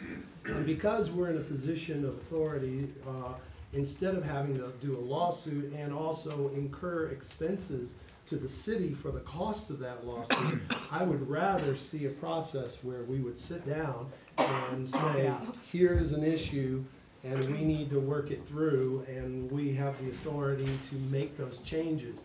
So it's not like you feel helpless. You're actually in a position of authority to be able to make a motion, to make a change, to change those things that are in place that you feel is wrong. But nonetheless, it is still violation of due process to prohibit someone from litigation when we have the fiduciary obligation, if we see something wrong, to do that. If the board decides that they will not address the conduct, or I can't think of another example, but When there are provisions to require disclosing conflict of interest and recusing yourself from particular involvement or actions, I think that's already in place as far as we would have to recuse ourselves. Obviously, if we were litigating against the town individually or personally, we'd have to recuse ourselves with anything surrounding that, wouldn't we? I'm at a bit of a disadvantage in this particular case. When this particular topic was broached at the last meeting, Trustee Clark promised to provide a written ordinance and an opinion in support of this, so that I would be able to respond to it and have some idea of a roadmap to respond to. And Trustee Clark has provided new information, and I'd like some time to look at that. I think that I've heard various concerns that I think are well-founded, because I think there probably is some validity to the point, although I'm not sure about fiduciary basis, but there is probably some concern regarding whether an elector may be disqualified for bringing litigation because it's not a qualification as listed in the statute. I'm not familiar with this whole train of thought regarding fiduciary duty. I might get to the same place, but a much more straight pathway. But I think that Trustee Stevens' point is well received, and I think that if it's found that a trustee may bring litigation in their individual capacity against the town, it may be wise to think through how to handle executive sessions, how to share information, what information will be shared on what basis, that kind of thing. Because I do think that if that should come to pass, then we have very pragmatic concerns at the tail end of that in terms of 6 members of the board basically defending the town and 1 bringing action against the town. And I don't think that it's proper for there to be a recognition of the attorney-client privilege to that person who is adverse to the town in that one aspect. And so I think it would be. But what we're really talking about is just removing that line of language from this ordinance in order for it to be compliant with the law. And what I heard Trustee Stevens say was that please consider that and then add to it some consideration of if that should come to pass, how to handle it. And that would be in our code of ethics. That's for the board to decide. But Right. I just wanted to be, I want to make sure Ethics. that I understand my direction. What, didn't we decide that in the code of ethics already? I'm sorry. No, we didn't, I don't think we mentioned that specifically in the code of ethics. I mean, But that should be in our code of ethics. So do we want to start with the code of ethics in the direction? Well, I'd like to make this motion if everyone has finished discussing at least. Discussion. No, maybe there's a better way to revise that, but I have Or serious put it concerns. somewhere else in another ordinance, but not in this one, under qualifications of, in this particular ordinance 2-04-020. This is see, about that- qualifications of an elected official. Qualifications? Well, Okay, yeah, so when you're running. In other words, you can't have an active lawsuit and run for office, is what Right. that's saying, okay. Which But I it's think would also be put in silly there, anyways, because why would you be trying to get elected by the people you're right, suing? You know, your taxpayers end up paying for it. right. I'm sure there's instances where it's happened. There are just inconsistencies in the code that need to be corrected, I think. So, can I make the would you motion? like to make your motion? Sure. So I move that Monument Ordinance 2-04-020, Section C only language currently in place forbidding elected officials from litigating against the town of Monument be removed from the body of this and any other ordinance as null and void because of its direct conflict with state law. A point of order, I think that it's inappropriate to consider an ordinance change at this point. I think that the proper steps would be to write it up and then post it and then vote on it. If the board pleases, then we could discuss kind of direction regarding that process, but I don't think it's the town's Isn't there pattern and public practice, comment? tradition, I guess is the best phrase, to basically put together an ordinance that is in final form, place that on the website, share that broadly, and then allow people to come vote on it at a subsequent meeting. We have not done that. And there's a time frame in which it becomes But this is already in the ordinance as it stands, like a standalone sentence, and all I'm asking is it be removed. But we can create a, What we're saying, what I think, Mr. Rivera is saying is, we can't just say it disappears. We need something that defines why it's done. It would require an ordinance to remove an ordinance. And that's Correct. Yeah, okay. And doesn't that require public hearing, Posting notification, and and- stuff like that? It's an ordinance. So, board direction again, to draft. Well, I think there's a motion kind of on the table whether I'm given that direction, so it might be appropriate to vote on that first, and then.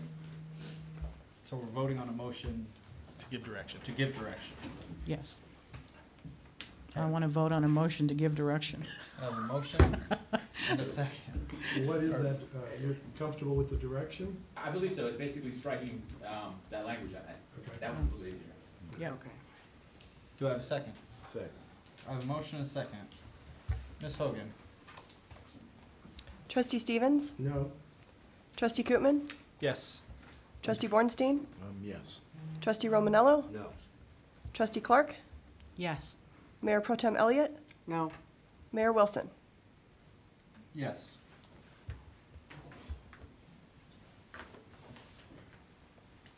So I lost track of that. That motion passes 5-3. 4-3. 4-3, excuse me. Got it, 8 Well, first? now you get it. What do you know we don't? Okay, discussion item. Point of order. Yes. Mayor, if I may please, if you could send me that information again, I would appreciate it. I will. I will send you everything.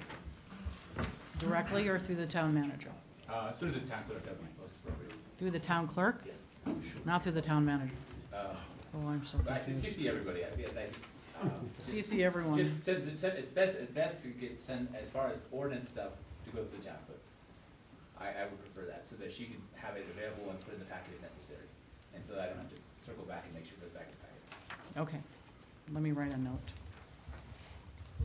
Okay, discussion item 9C. Monument Municipal Code, Section 2.04.020A. Trustee Clark. Thank you. So on this discussion, first, I'd like to move that Mr. Romanello be recused on the basis of conflict of interest from any debate and subsequent vote or no vote on the motion of declaring a vacated seat of an ineligible member. Can you ask a trustee to recuse themselves? I thought excuse me. I thought that was self-driven. Just a moment, please. In the law, it states that you can. Just a moment.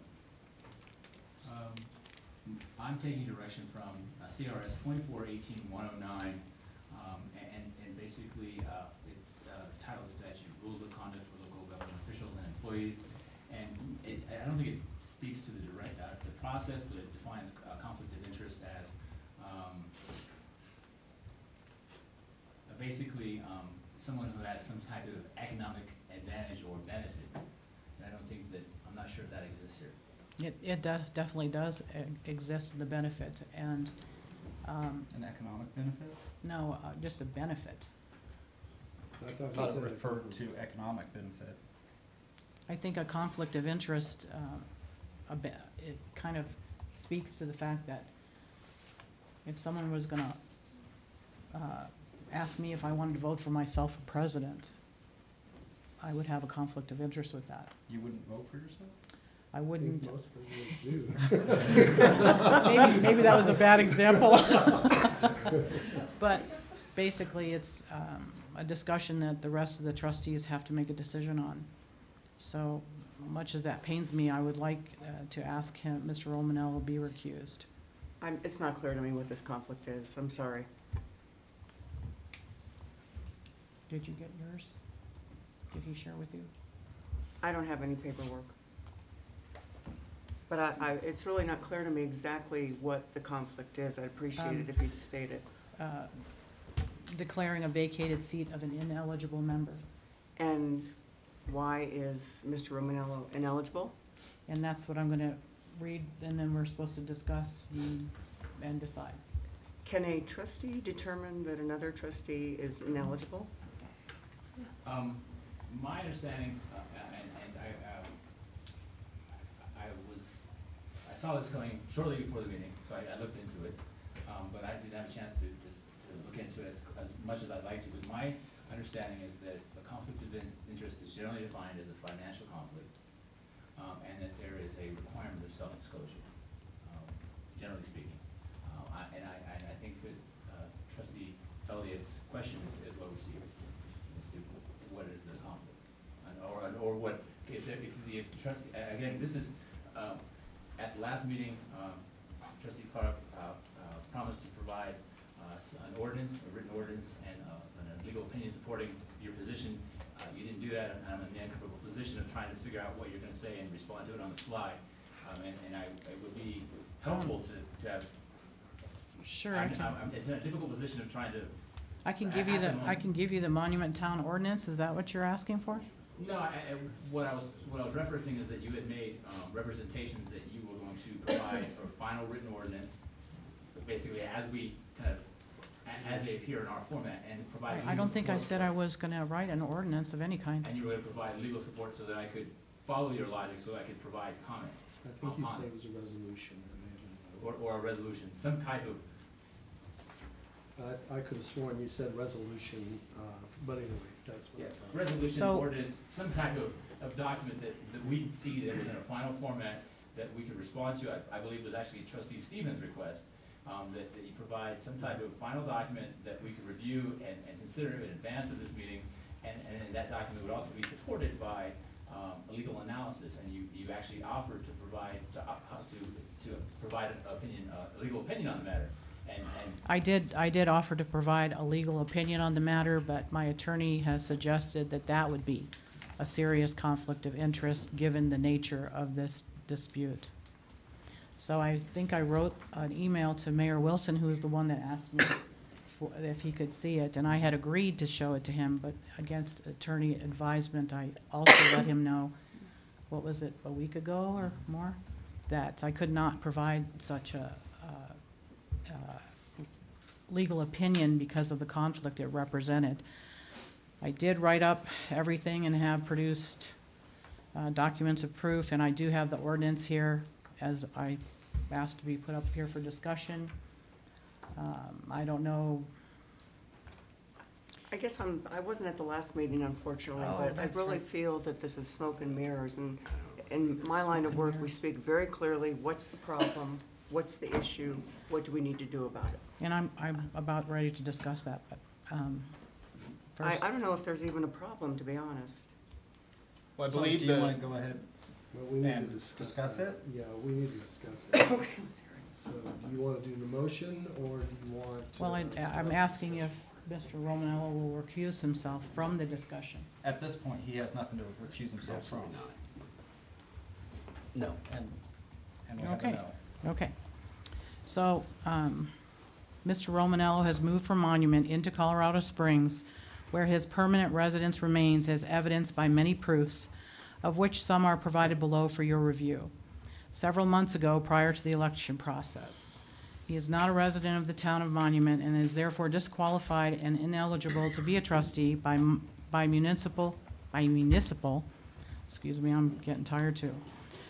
Municipal Ordinance 2-04-020, Monument Town Ordinance 2-04-020, Section A, states that a trustee candidate must physically live in the town 12 consecutive months prior to the election, and that once an elected trustee must remain physically living in the town. Section A, qualification. Every registered elector 18 years of age or older on the date of the election may be a candidate to hold office. Each candidate shall have been a resident of the town for a period of at least 12 consecutive months immediately preceding the date of election or appointment, and shall be a qualified elector of the town. If any elected board member shall move from or become, during their term of office, a non-resident of the town, they shall be deemed thereby to have vacated the office. Upon the adoption by the Board of Trustees of a resolution declaring such vacancy to exist. Business pursuits, employment, income sources, resources for income or other tax purposes, age, marital status, residence of parent, spouse, and children, if any, leasehold, situs of personal and real property, and motor vehicle registration are all used in determining residency in accordance with CRS 31-10-201 3A concerning the residence of a person offering to vote. In the areas of business pursuits, employment, income sources, residence for income or other tax purposes, situs of personal and real property, marital status, and leaseholds, these factors to determine residency would agree that Mr. Romanel's place of habitation at 14438 Secret Glen Grove, Colorado Springs, Colorado 80921 in 8 out of 10 requirements meet the residency definitions if this was the issue, but it is not. The issue is the expanded language in Monument Ordinance 2-02-040 that puts in a regulatory mechanism requiring physically living in the town of Monument. Several specific proofs, including records of certified mail receipts, Secretary of State business articles of incorporation, real estate mortgage history and real estate deed history inclusive of ownership details, requires us to identify that Mr. Romanello continues to live at 14438 Secret Glen Cove, Colorado Springs, Colorado 80921 for well over 6 months. Not all proofs are given today due to their extensive length, but have equal concern. Ordinance 2.04.020 Section A particularly focuses on the specific act of moving from, which is the author's definition of the physical act of becoming a non-resident. This language in the ordinance appears to deliberately put in a regulatory mechanism not found in the state law, going in fact above and beyond that state law in order to identify that the serious intent of the authors to insert language contained in the ordinance to expand the eligibility requirements so that the reader can clearly understand that it is the physical act of moving from the town of Monument that is being given the greater authority in determining eligibility. This ordinance gives the Board of Trustees authority to determine the basic eligibility factor with the greatest importance in the simplest of language, as is noted in the use of simple, common English verbs denoting physical acts. Rather than foster a clear public understanding of the eligibility requirements, the wording in this ordinance is problematic, causing public confusion and arousing mistrust in the minds of our residents.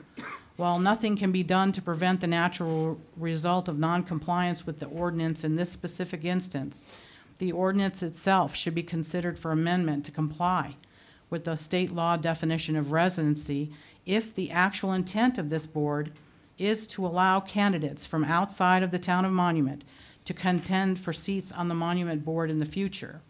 Simple removal of the expanded eligibility requirements in the ordinance language would need to be introduced to avoid this public confusion and mistrust going forward. And then I have the proofs listed and printed out, which are extensive on the items that I talked about, including quitclaim deeds, mortgage history, certified letters sent. You pulled his mortgage history? I didn't pull anything. Okay. Everything has been given to me by residents and people that are concerned. Residents or resident? Residents, plural. How many would you guess have provided you with information? Oh my gosh, I can't even guess.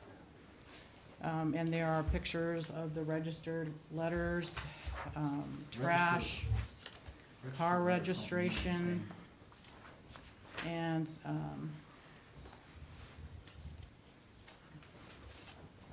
yeah, you can look through it. So, who So took we're the up- pictures? Different people, Really? really. Okay. Well, And so I'm here to, sad as this makes me today, because we did talk about policing ourselves, I have not gotten much rest from this issue since the swearing in. It has been pretty continuous. I have not seen a legal opinion that supports anything you've just presented. You can receive, I thought it was entertaining, certified mail. You can receive that wherever. Like, they can send it to my work, I still sign for it. That doesn't mean I live at my work. Well, this was, if you'll look at it, you'll see it was sent specifically to the residents and signed for. I'm saying that doesn't mean anything. Well, That's mail. why we had, that's why I requested last meeting a legal opinion that supported these And I these can, claims. I can bring these claims into a court situation to discuss them, but a legal opinion is $4,000. I think a court situation is actually the way to do it, isn't it? Do you mind placing 1301 up? Which one? 3110, 1301. I think, I'd like to say that, I think, I'm sorry you're not here that day, because when Secretary Wayne Williams came in to address the issue of residency, and so he explained that when you have a home inside, which Mr. Romanello does, he has a home that he owns and he pays property taxes to that home. And so because of that, he is classified as a legal resident.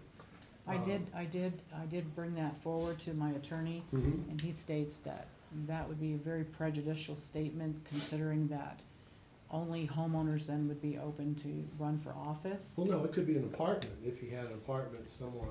And In fact, I learned through this process that a homeless person could declare Limbaugh Park as their residence and run for trustee as a homeless person with Limbaugh Park as their trustee. So it's wow. It's kind of crazy. That Just is. to make a comment, and I think we're micromanaging, and we're getting down to things we don't have to get to. I think if there's misinterpretation, misunderstanding of how we have things written, we just have to address that and modify that so it's understandable. Like I mean, we're not up here to throw rocks at anybody, and I think there's a thing of there's ethics and character and what have you. The visitor that we did have, again, he also used an example. Well, these people lived here, but they sold their house, but they're building, so they fall. And yes, they do. Yes, they do, and that made sense. But it's a gray and it's an interpretation. But the interpretation, we have dual interpretation on ours, and we have to just define that. And by law, if I have run into this struggle a zillion times with homes in Evergreen and Vale and Breckenridge, where people have a second home, they pay taxes, but they can't vote there. Right. By Colorado And so that's law. why you can choose which residents and I think that this is an issue for the state legislature, because. Well, actually, it's the monument ordinance that's what's causing the grief. Yeah, well, what, in the language in the monument ordinance says, you shall not move from, And so, see, in my judgment, Mr. Romanello has his furniture, has his property still in that home. He still returns to that home. Now, he may not be there to the extent that you would like for him to be. Oh, no, I don't care how long or how little. Right, well, that's the issue, is because if someone has a job where they have to travel, I mean, there's been all kinds of tests that have been thrown out here, like the residence is the place where you drink your beer, or the residence is the place where you lay your head, or, but none of those are founded in statute. None of those are in the monument ordinance. Well, I just read you a statute that says that if a person moves out of the town limits of Monument, then he is no longer a resident. Right, he moves from his home, but he hasn't moved from his home, in my judgment. He still has his property, and he still has his furniture in the home, and he still visits that home. Now, because he has And I'm going more home to than my one home in location. Monument tonight. What? And I'm going home to my home in Monument tonight, which I'll probably be followed to, like I've been followed around many times. Stalked. Well, that's another issue that we need Yeah. to address, but I think I'm stalking. not following you. No, you're not. Yeah, he's been stalked. So, anyway, but he is not moved from and he returns to. Now, there's no statute that says you have to have 10% in this home, and if you have more than one place that you can live. I mean, for any reason, he could go and eat lunch at one home because he likes the kitchen there, and he can sleep at another home because he's allergic to the cat that's in the other home. And all of that is not up for debate. Just Right. the moving from in the ordinance and becoming. But when did That- you move from? Do you have The ordinance? proof that he has moved, that Well, Mr. this- Romanello has moved? I have more than this, but I don't have it with me. But I'd be happy to email it to you if you like. No, thank you. Okay. I didn't think anybody would want any more than this.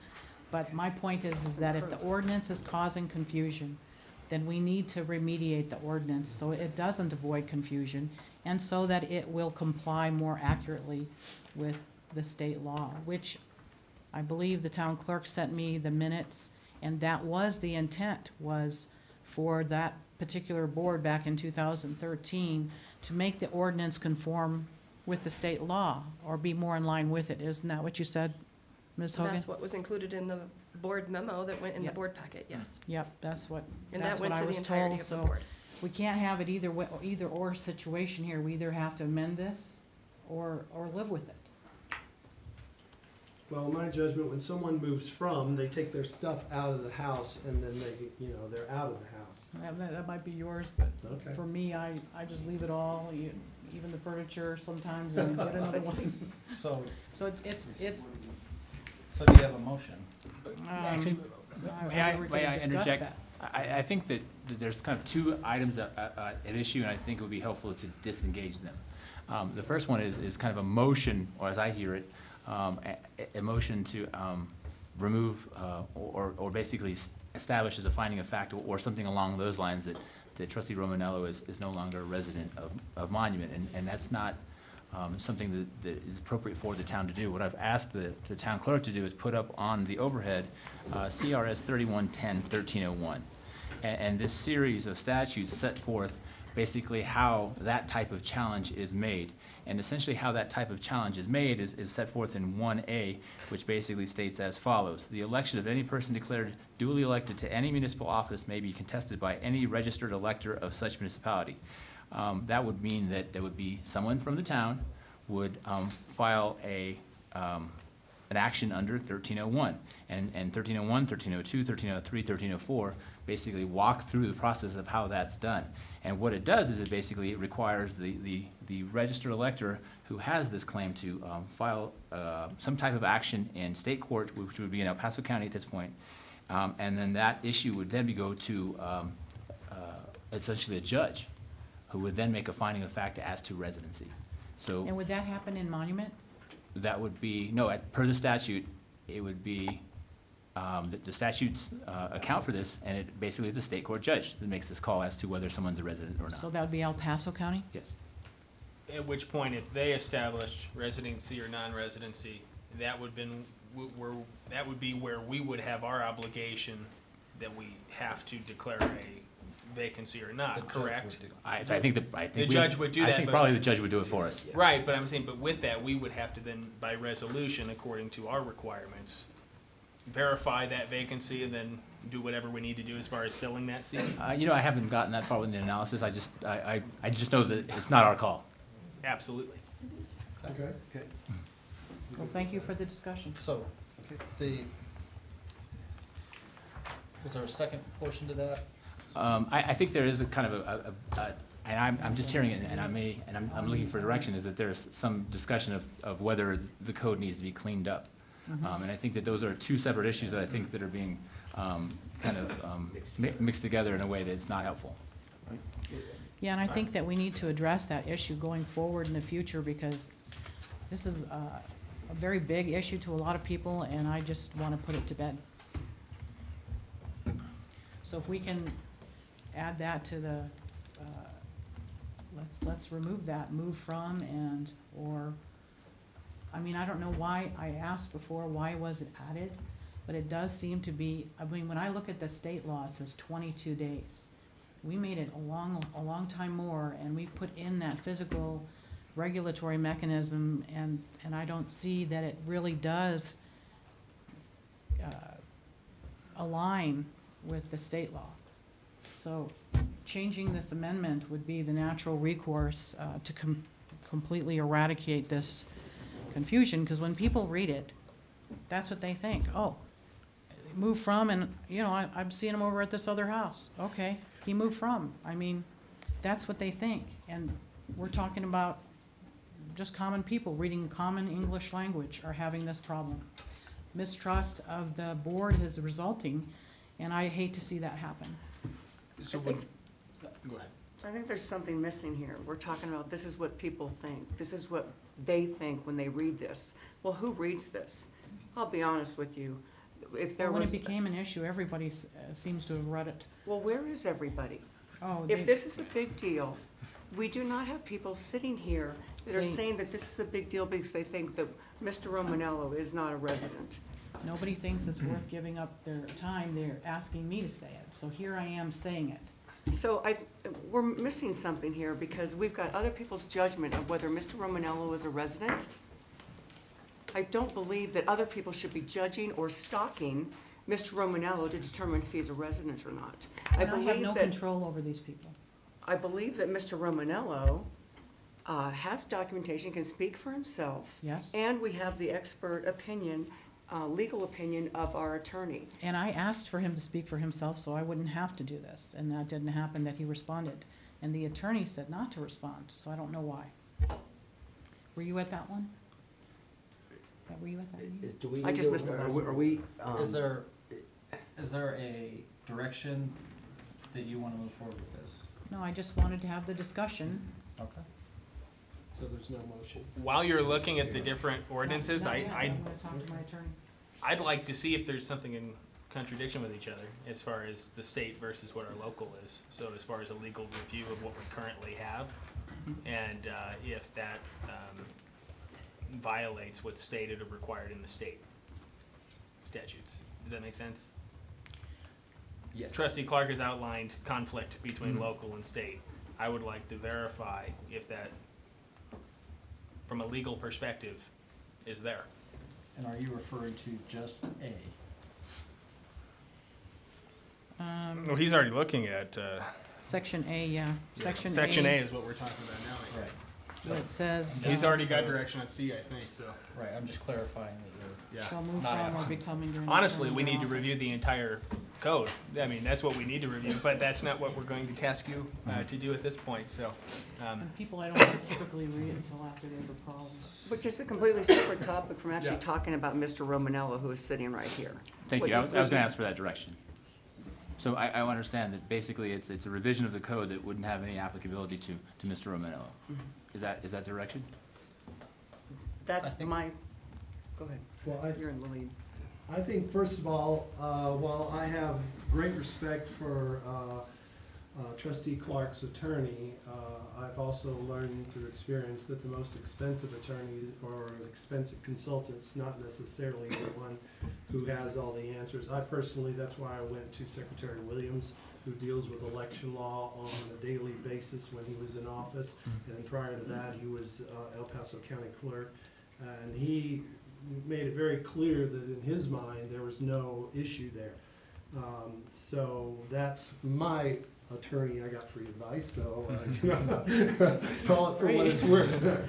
So anyway, the idea there is that, so I have I have a lot of respect for Secretary Williams, and I have no doubt that it would hold up. So anyway, I'd like to first see that we decide, we find if this is actually conflict. So if the attorney has misinterpreted or whatever, I'd like to get a judgment from, or whatever, and find that out. And then to see if they're even, obviously in Trustee Clark's mind, there is a conflict. And like I said, when I talked to Secretary Williams, he did not see a conflict. And so I guess before we start changing the ordinance, like to say, is it really in conflict? Now, I don't know what's the best way to resolve that everybody would feel comfortable with, to say, can we get a ruling from, I don't know where we should go to get a ruling that everybody's comfortable. Maybe the judge, like what you were saying on this. I don't believe that's how. I'm actually confused. I guess I'll just stop there. I'm confused as to my direction. Sometimes in real estate, this happens a lot, where you go between, to a judge for mediation arbitration versus a full-blown court thing. Is that a possibility? I think, well, I guess my response to that would be is that there is a statute on the books that is intentionally on the books for this purpose. And so if there is a question about, and there's a remedy, and then there's an avenue to explore this. So I think that would be the most appropriate method to handle this issue. is to but have. we're having trouble understanding it. 1302 lays it out. That's the process set forth by the law to address the particular issue that's being So there's no presented by you. mediation, arbitration situation we could utilize instead for cost saving? Maybe you could look that up or something? I'm not sure. I'm trying to fathom how that would even work, and I'm not. It's not coming to me. So I think that's the move forward option is to. Well, I will tell these people to do that. I will give that, can I get a copy of this mailed to me? Email? Yes. Thanks. And I'll just do that. Okay. Discussion item 9D.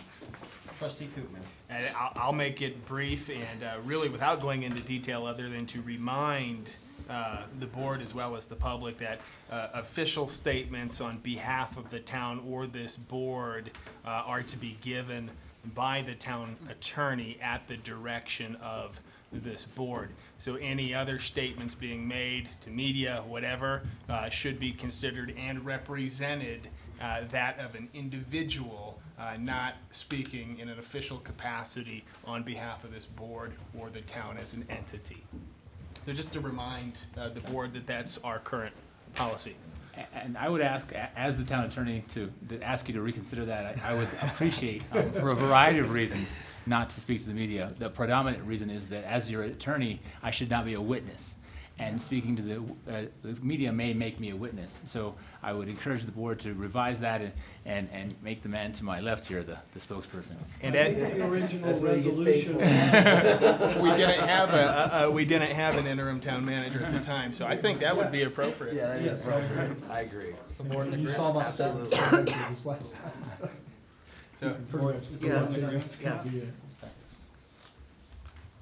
So, that is your direction. That's my direction. Thank you, sir. So, and just to understand correctly, any contact request from our friends at the media will go through our ITM. For legal matters. I would say for any official All statement, public statements. any public or official It will be statement. reviewed by By- our attorney, or maybe reviewed, Right. but, you know, we said something like public service announcements or announcements about, you know, water main police. breaks and things like that, that's fine. Yeah, I was going to clarify that. We do have a PIO in the police department that sends out notifications, and you know, we're trying to put positive spin on a lot of our news and stuff like that. Also, Madeline does a lot of information for the town and stuff like that. So I wanted to make sure. That was approved and permitted. Right, good. Was. I want to make sure of that. Any further questions? That's it, that's all I have. Okay. Item 10, public comments. Public comments shall be limited to 3 minutes. Would anybody from the public like to make a comment?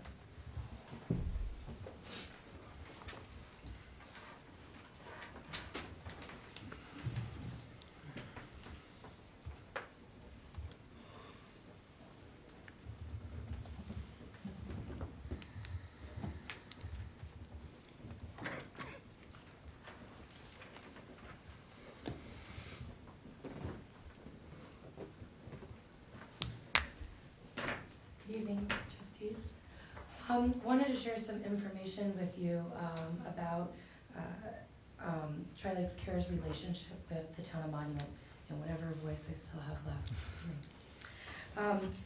For years, I've been working very hard on behalf of Tri-Lakes Cares to try to develop a relationship, an active relationship with the town of Monument and its leadership staff, and I have been unsuccessful until just recently.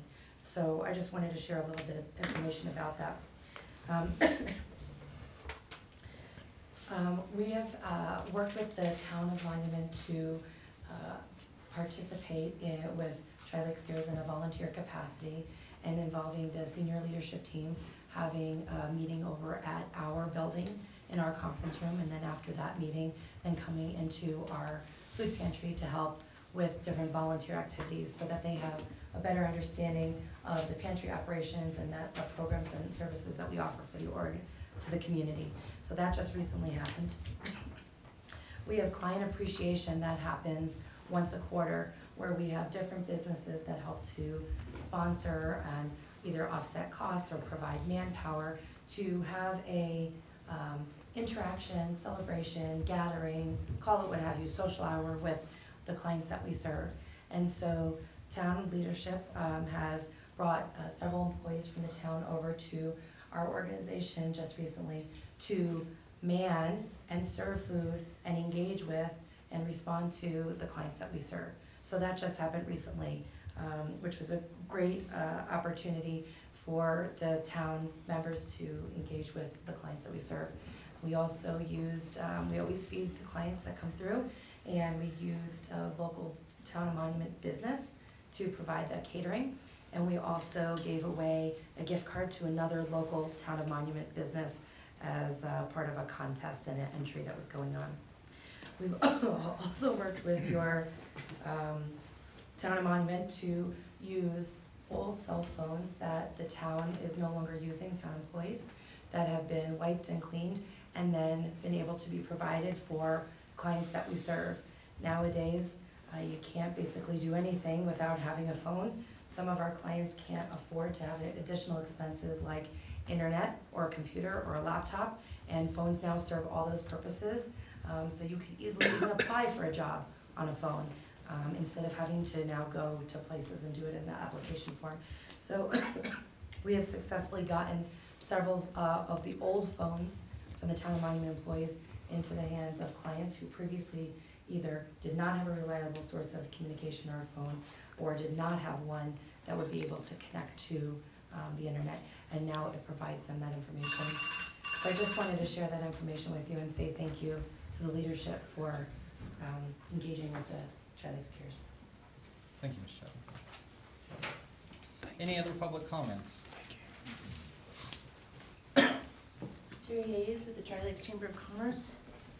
I just wanted to let you know about two events that are coming up. One is actually tomorrow, the brand new Hearth House that went in for the old post office downtown.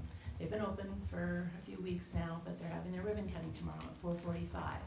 So we would love to have everybody present to help welcome them to the community. I think they're a great addition, and they've certainly helped our curb appeal, that's for sure, on that corner. The other thing is our annual dinner is coming up on April 6th. It is down at the Marriott Hotel. It's the closest hotel that can hold enough people that we have here. And so every year the trustees are invited. Madeline takes those reservations. So if you and your spouse would like to attend, just email her and she takes care of that for everybody. And I have little cards here for you just to remind you. Thank you.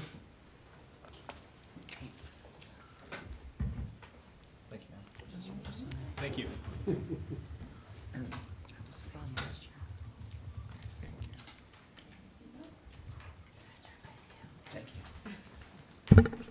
Thank you. Mr. Foreman, did Madeline contact you about the Hearth House opening? She did, and I'm going to be there. Any other public comments?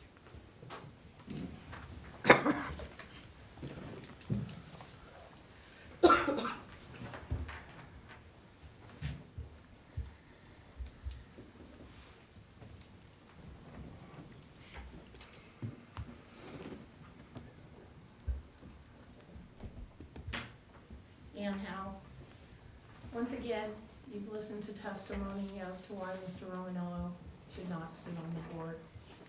The town attorney puts up voter qualifications for residency.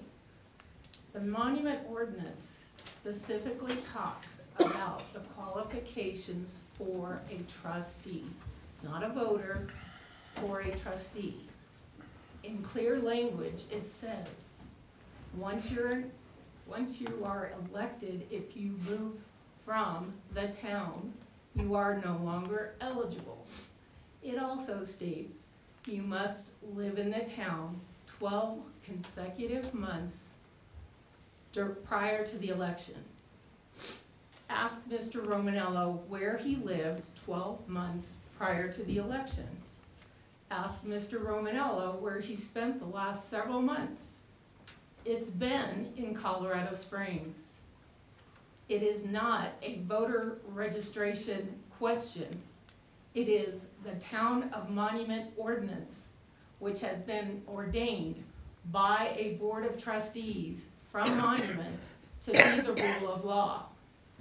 Allowing this, you allow anybody to move anywhere or be from anywhere and sit on this board. That does not go to representing the residents of this town and their interests. That leaves it open for people such as the Home and Builders Association of Colorado Springs, which financed a lot of you, to move in and put their representative officials on this board and determine what Monument will look like in the future. That is not the intent. The intent is for residents of Monument to sit on this board and represent residents of Monument. Do your duty already. Thank you. Is there any other public comments?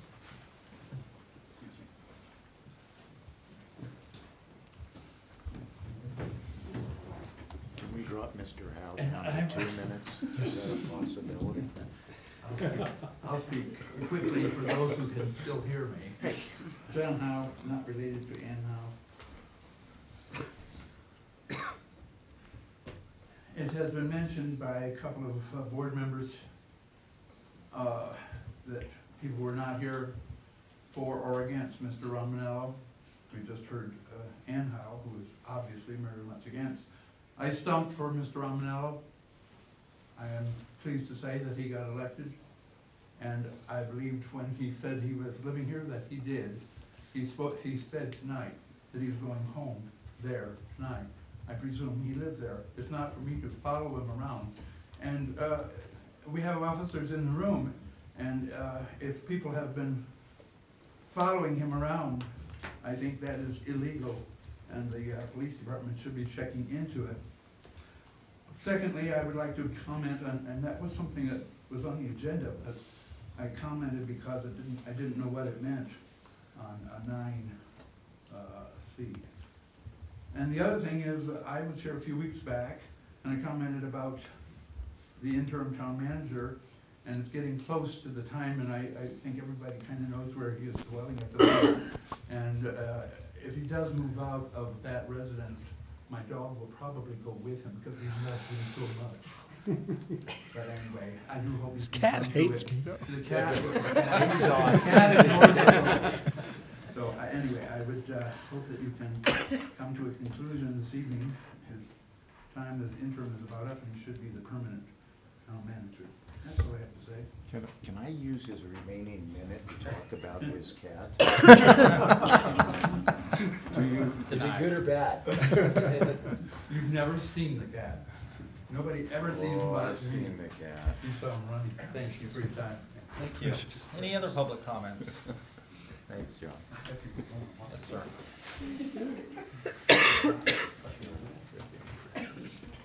Good evening. I'm a new resident here in Monument, happy to be here, always wanted to be in Colorado, and I'm here. But you guys have to do something tonight about code enforcement. We've noticed a bunch of graffiti coming in, and we're kind of the stepchildren where we live. We're on Baptist, so we're in El Paso County, not really Monument. How do we address that issue? The bridge that comes up and over the creek there, there's huge painted graffiti recently. It's green, and it's about 8 foot by 6 foot. And how do we go about removing that? So that's kind of what I'm at, or where I'm at. So who do I contact, and somebody tell me? I'll look at that. I'll take that. Just give me your number. Okay, cool. So where is it at, actually? It's right on Baptist, just around the roundabout. You know, the bridge that goes up and over the creek? Yes, sir. Right there on the right side, the first set of bricks are right there. Okay, and then I guess just the last thing, I'm gonna say, and if I'm out of line, tell me. You guys were talking about some issues with maybe getting somebody off of the board or whatever. My concern is to make sure that you do it with the electric. You know, go through them, do a recall, whatever you gotta do. You know, to just kind of circumvent it, to me is wrong, and that's just my opinion. I'm sorry, I didn't catch your name. It's Fred Free. Fred. Is there anybody else who would like to speak during public comments? Seeing none, we'll move forward. Board authorization items. Earth Day and Arbor Day proclamations. Ms. Hogan. Just as simple as that, would the board authorize us to bring forward Earth and Arbor Day proclamations Great idea. on April 15th? Okay. Okay. Yeah. All right, and then the next item that I had, if I'm able to move on, is Terry Hayes with the Tri-Lake Chamber of Commerce Visitor Center / Economic Development Center, did I get it right? Would like the board to resolve what their intent is with the lease of the old town hall before it comes to where, you know, they may need to vacate. So we are hoping that we could get a resolution on a future agenda that outlines what the board's intent is for that. Has that come up? It has been brought to our attention, yes. A I didn't hear about question is the chamber coming to present to the board? I mean, we look. Ms. Hayes is here if you'd like to ask questions of her, Well, but no. basically what she is after is a formal written intent before the lease expires, whether or not the board would renew the 5-year option. Yeah, and I think Of the first original most lease. leases give you, you have to have 90 days notice. Most leases have 90 days notice. I would like to see her come. I've got some questions, but I'm not here because there's some information I want from the town and from the chamber, so. Ms. Hayes, have you done your annual presentation? I did it just a few months ago, but it was, not a few months ago, last September. But I would be more than happy to do it on anything you'd like to. The current lease does have a 90-day out, but for our operation, 90 days would be crippling to try to have to pack up and move and find a new place. So I'm just asking for a courtesy to pre-renew sooner than that. It has a automatic renewal of 5 years. However, it also has an out clause for both sides. So I just need to know whether you're gonna option that out clause or you will be allowing us to renew for the next 5 years. Would the board like to do a Q&A with a possible resolution? I would, my suggestion, and to be fair, because nobody should be blindsided with questions and have facts, but I'd like to see if maybe we could submit any questions that we have for the Absolutely. chamber and for the board, so everybody can come in prepped, so it's not, hey, can you tell me this or tell me this? I think that's fair. It would be helpful too, because especially if you're looking for stats, that would give me time to look them up for you. And what I'm looking for, just to clarify, as you gather information, I want to know, A, I want to see the lease. B, I want to know current market value for that size of property within downtown monument limits, as well as, you know, neighboring areas as well. Those are things I'd be interested in seeing, to put a value on this particular property, if you will. Okay. So, you're wanting to send her your questions? I don't think Terry's gonna be able to answer those. No, That's something more for I'm gonna the send town. my questions directly to our ITM, and I'm just gonna go, I'd like to know this from the town, and I'll go, can Terry ask these? So let him do what he does, let him distribute accordingly, and let's have her come in. I'll submit questions. And then she's prepped, because then you don't have to do your other presentation, you can address exactly. I think it'll be very productive. Agree. Might I add that it might be helpful to place it as an item on an agenda with a resolution to accompany it, so that we can be prepared with legal questions, and the public would have notice of what will be discussed and why. Does the board have a preference of agenda or just an upcoming agenda? May. Looking at April 15. When does the lease expire? January or February of next year. I think May Okay. is fine. So we have a little bit of time. Mr. Mayor, do you want to set a time frame by which the board should have their questions to our team? How does the board feel about the second meeting of April with with the possible resolution on the first meeting of May? Sounds good. Good. That's good, that's fine. Any other board authorization items?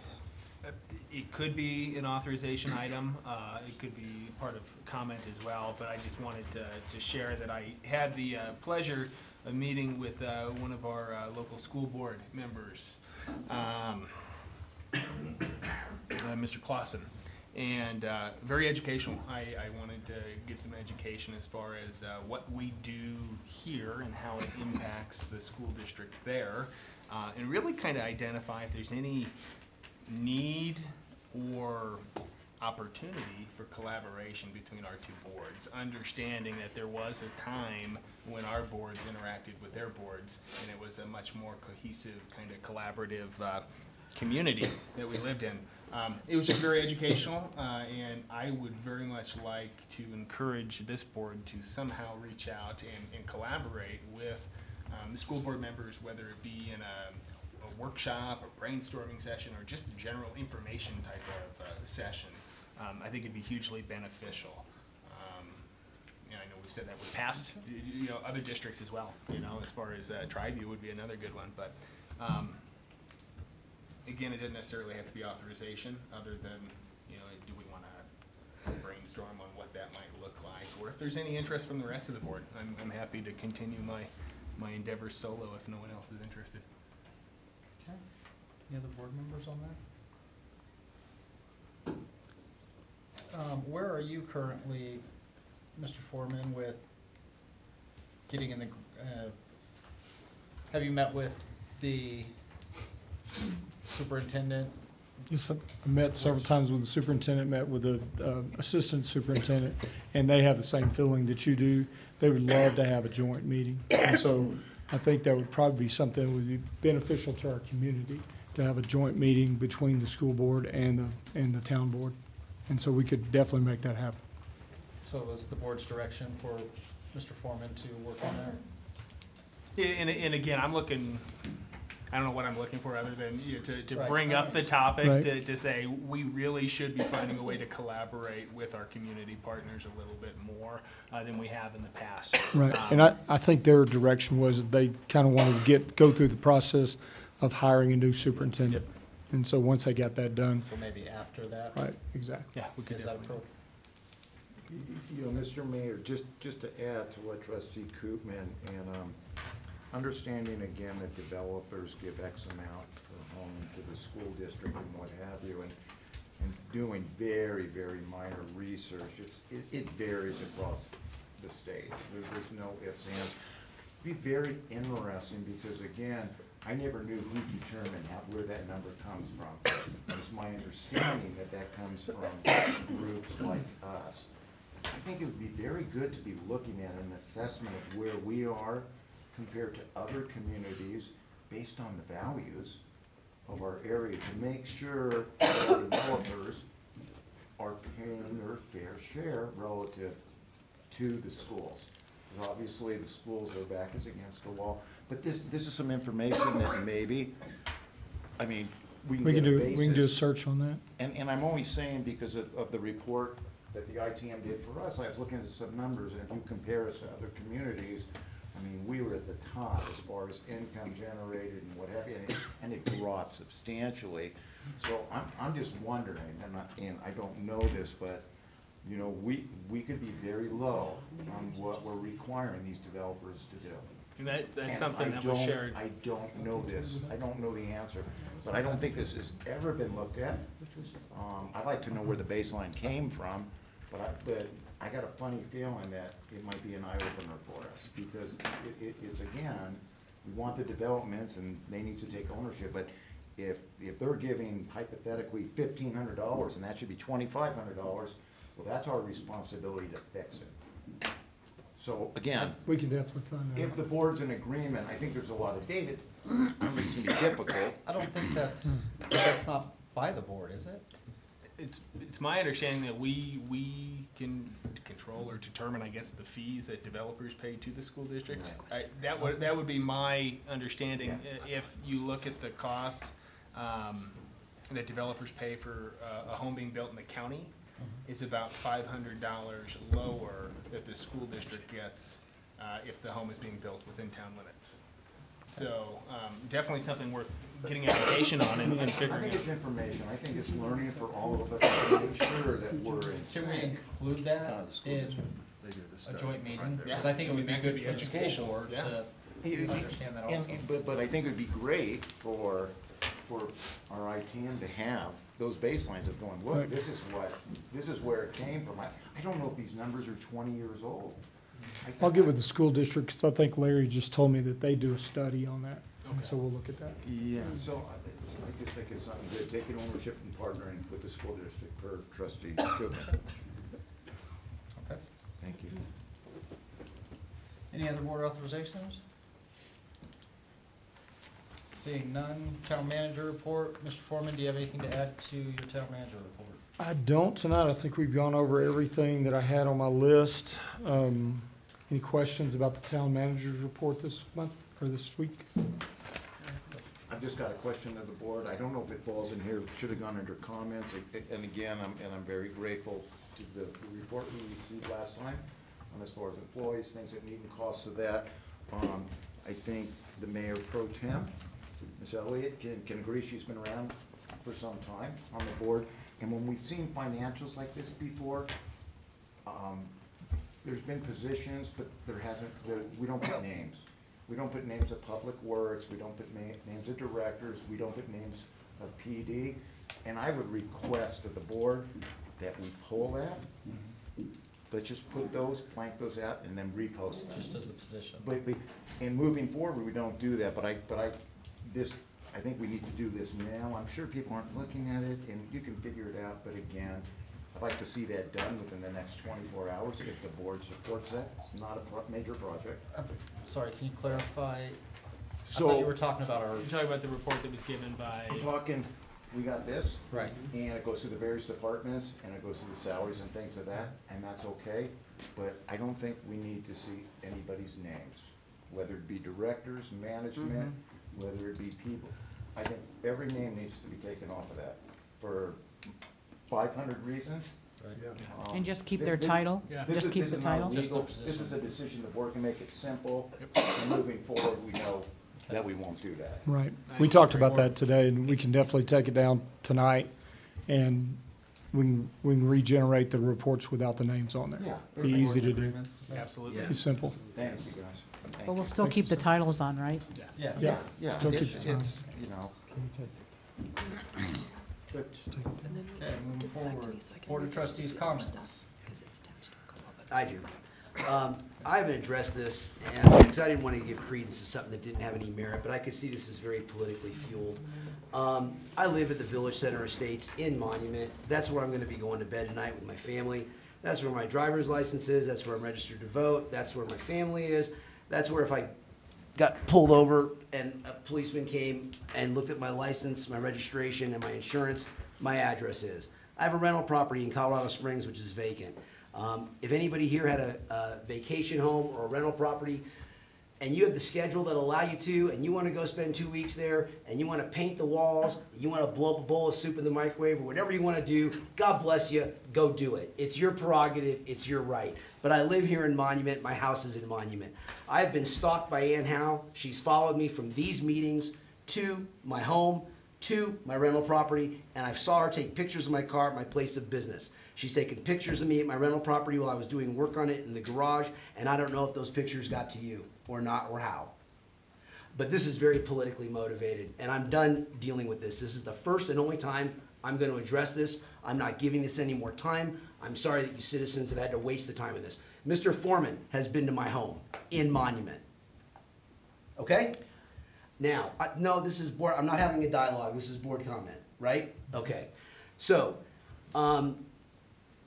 I can't believe where this has gone or where it's going. I let it go because I've done nothing wrong. I spend time there when I want to. Sometimes it's my fortress of solitude. If I want to write a book, I'll write a book. As long as it's vacant, it's vacant. If you had a rental property or a vacation home, go do whatever you want with it. This isn't Nazi Germany. I can go do and stay where I want, but my home is in Monument. It's where I live. It's where I reside. It's where my family is. It's where I'm registered to vote. It's where everything is, okay? And if I want to go spend time at a property that I own, I can go spend time at a property that I own. Thank God I'm self-employed and I have the schedule to do that, right? Amen? That's what I have to say. That's all I have to say, and that's all the credence I'm going to give to this, and I hope that this is heard. The board knows my address. There was a private, confidential, attorney-client privilege email sent by Mr. Rivera to you that had my home address to it in Monument. In fact, you're not an employee of the town, are you? No, and you're a contractor by us, and the town is your you're here for the best interest of the town, not me or anybody else, right? The Board of Trustees. Well, good. That address that you sent out, if you want to make note of it, you can write down, because I've already been stalked by somebody in this room once, so I don't need everybody else to know. But if you want to write down the address of my driver's license and verify, it is the address that I applied for when I applied for this position, and this is the address that you sent out. You're welcome to copy that down and give that back to me and do that. That's where I live. That's all I have to say. Thank you. Okay. Any additional board comments? I've just got one, and I never go on, when I say social media next door. I don't, because it gets old. But I thought there was a need to after this storm, and I thought the groups that I needed to give PR was the PD, Public Works, our fire, Tri-View, and really for those that were barking and stuck and, you know, thinking about being in your nice warm homes and what these guys were doing. And the response has been A+. The amount of hits that I've gotten, and if you can't get on it, I'll print these out. I put a couple of pictures out there and you know, just saying, you know, guys, these guys are 24/7. You know, and I got one person yelling at me because I got stuck here, and I'm going, well, it's not their jurisdiction, what have you, but it's been overwhelming. It's just been overwhelming. I've gotten calls, but the amount of emails. So it's again, to the guys that are here, thank you, and use the language for the dumbasses that wanted to go out in the storm. Sorry. You know, it's like, all of us that have lived here. Did you get that quote? The camera. All will last. no. That is not an official statement of the town. And look, I'm also gonna say, and I let this person out, our ITM, because I mean, look, he was here and everybody was fighting this, and I know how nasty it was. CDOT was parked. Their trucks were parked at the gas station. So what does that tell you? And our guys are out there. But the people of Monument, I mean, all areas are so grateful and thankful. So I thought that was important to do. It meant a lot to me, but thank you, although I stayed home. Thank you, Trustee Bornstein. Any other board comments? I just want to make a general statement, just saying thank you to the people that are in this room and the people watching online. These meetings are probably just as enjoyable for you all as they are us. Oftentimes uncomfortable, as a gentleman said, our bickering up here is sometimes it probably feels like us that we're bickering as well. I just want to highlight the importance of this dialogue, good, bad, and indifferent. It needs to happen. This is the only setting that we have to communicate our likes, our dislikes, our concerns with this stuff. There are a lot of things that need changed within our community. There's a lot of things that need change within this organization that we have, and I feel that everybody's trying to do that. Again, the importance of this dialogue is there, and I want to thank everybody who gives their time and attention to participating in this, both out there in the public as well as here on the board. It can be equally as unpleasant for us as well. Any other board comments? Thank you to Mr. Foreman for keeping the board updated with during the cyclone bomb or whatever it was called. You did a great job. I hightailed it out of here on Wednesday morning before it hit on a business trip, but I heard all about it while I was gone, and I have to say, Tom, your department and all you all did, and the police department, everybody working together, you, Mr. Foreman, was It was great. You kept us all up to date with great detail. Thank you. I Thank you for appreciate all it. your help. All that was supplied by staff too. I mean, I was just reporting. Madeline's not here right now, but she did an unbelievable job of updating social media and everything like that. So she doesn't always get credit, but I think she deserves a lot of credit this time on updating social media and trying to keep as many people off the road as possible. And we were following Chief Trudy's direction, and then Tom was there. I think Tom worked about 26 hours. We finally had to make him go home. So he was about to pass out. So if you see some of those pictures that I took and sent to you, you can look at the clock in the background and you'll see how long he was there. So really appreciate the efforts from the police department and Public Works and everybody. And that's one thing you're going to see in the future, if I may. We're working, the chief and me met today. We're going to be working with Chief Trudy and Public Works and everything on an emergency management plan, so that we've got a plan that going forward, you'll be aware of it. We'll make the citizens aware of it, and so that we can do a better job even more in the future. But also, we'll be working on including an emergency management operations center. And this building has a generator, and so Chief Trudy's requested that we use this as our emergency management operations center, and that's what we did during the storm, and it really worked well. So we're working on some of the tweaks. We're going to have a meeting afterwards, and I think next week, Chief, we're going to have a meeting and talk about what went right, what went wrong, what we can do better, and then we'll come to you with a plan. Madeline's going to be part of that also. We're going to apply for grants for this to help pay for some of this. But you'll also see some changes and requests for changes in the chief's conference room. I think it was very suspicious that the chief knew, the chief, gotta be on the, where's the media? The chief knew this storm was coming. And he still left. And he boogied for the I was very uncomfortable in Seattle. The heat was overwhelming. Yeah, as I was updating y'all, I was updating the chief, and he was updating me with his pictures on the beach. So his review's coming up, isn't it? I think so. Where were you when? Do we have any other board comments? Seeing none, we'll take a 10-minute recess, and upon returning to recess, we will motion to move into executive session.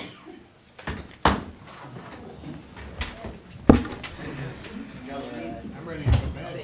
5 minutes. Kind of slipped on that. I meant to say 5 minutes. It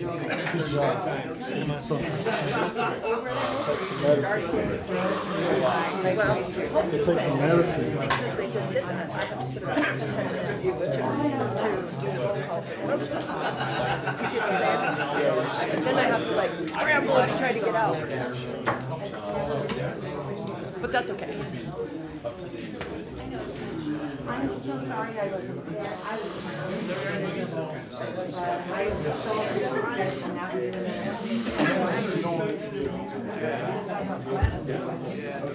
He lives like right next to the Santa Claus workshop. I think we should pass a motion that Amy. I think it's funny. I grew up in Springs. I used to love going there when I was a kid.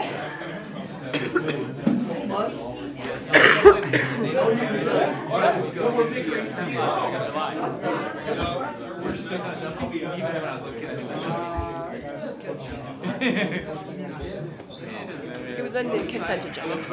So when they, I grew up in South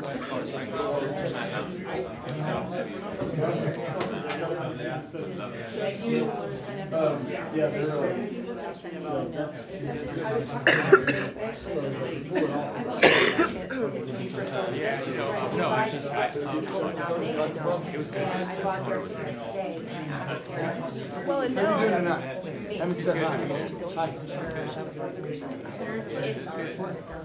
To do the recording of the phone, to then rush out.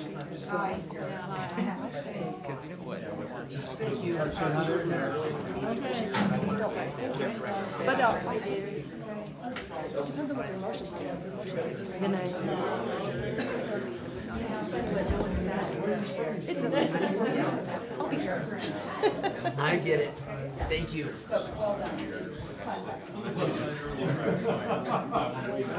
Yeah, that's true. When aren't you leaving soon? Like to go somewhere? Very good.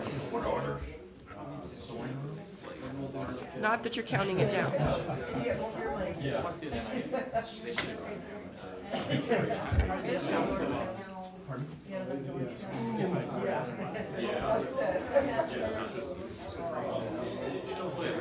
What about me, Heather? I can't even look at you. Neither can you. What I do, every time, you're looking at me. And then we go back. And I'm over here like, I know, it's right here. To put a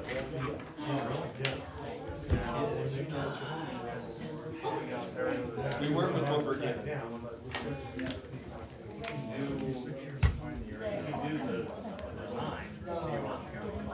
Yeah. I appreciate you coming out. Oh, dude, let's set it down. We'll never get this done. Right. Well, why don't we come up with Alright, so, where's what time? So you have. Okay. Even if you can. Good for you.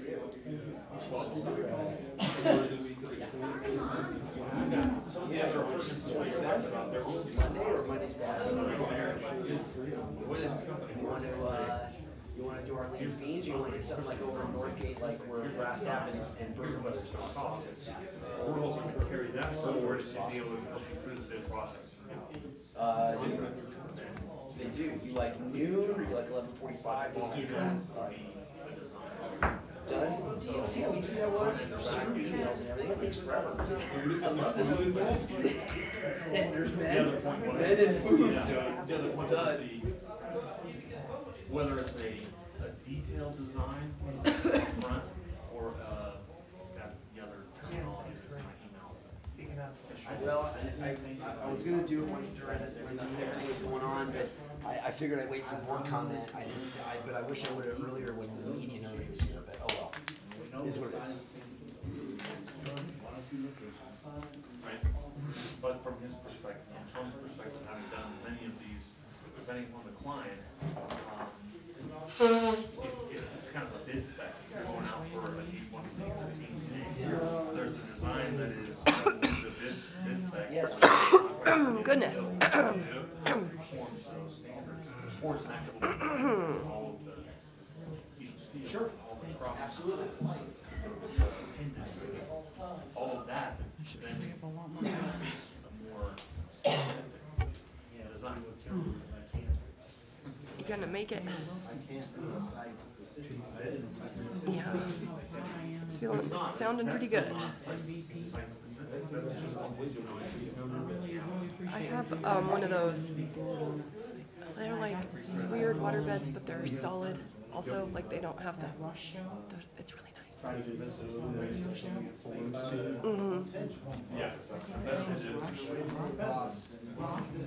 Very comfortable. You did a great job. And hopefully I don't. You did a great job. Like I did last week. Radio was tough. Okay, so you'll do the live stream. I'll grab the recorders, and then I'll sit in there in case we are making any motions or something. Is it unlocked? Oh, yeah. Yeah. Thank you for doing that. Which development are you talking about? There's coffee if you need some coffee. Neighborhood, I've been talking about. Now I'm at that point where. Yeah, you don't want to. You don't want to tempt it. When they go to construction, trucks and stuff coming in for traffic. Oh, you read it. Going in there. It's 6:30. It's really gonna create. It's a long day. Sorry, I don't have you before. Granola bar, want to see? What? Got a granola bar? No, me too. Yeah, it's on the website. Somewhere on the website. Either delivering meals or helping them prep meals. And this year's gonna do it. Okay. So do you wanna? Just don't give me a heads up. But Well, it's like this week. That's why I was asking you. well, just don't tell me it's tomorrow morning at 7 a.m. Don't let them cook their seniors. Hopefully it's not Friday. We had Heather I serve these foods, or preparing them. Been there, done that, and they got a killer kitchen. Dude, that's all I would need right now. I know that you did it. I forgot what we're doing in it.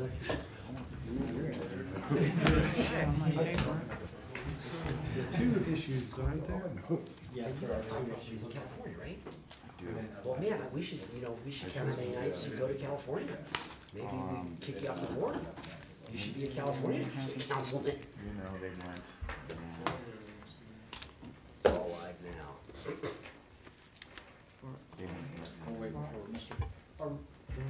We need to make a motion to go into executive. Yes.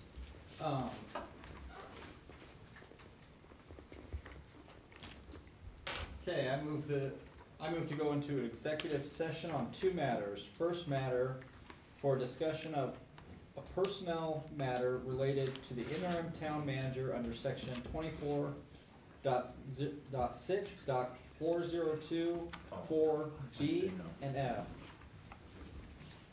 With Robert Bishop, the HR generalist, town attorney, and appropriate staff to confer with an attorney for the local public body for the purpose of receiving legal advice on a specific legal question and determining position relative to matters that may be subject to negotiations, developing strategies for negotiations, and instructing negotiators.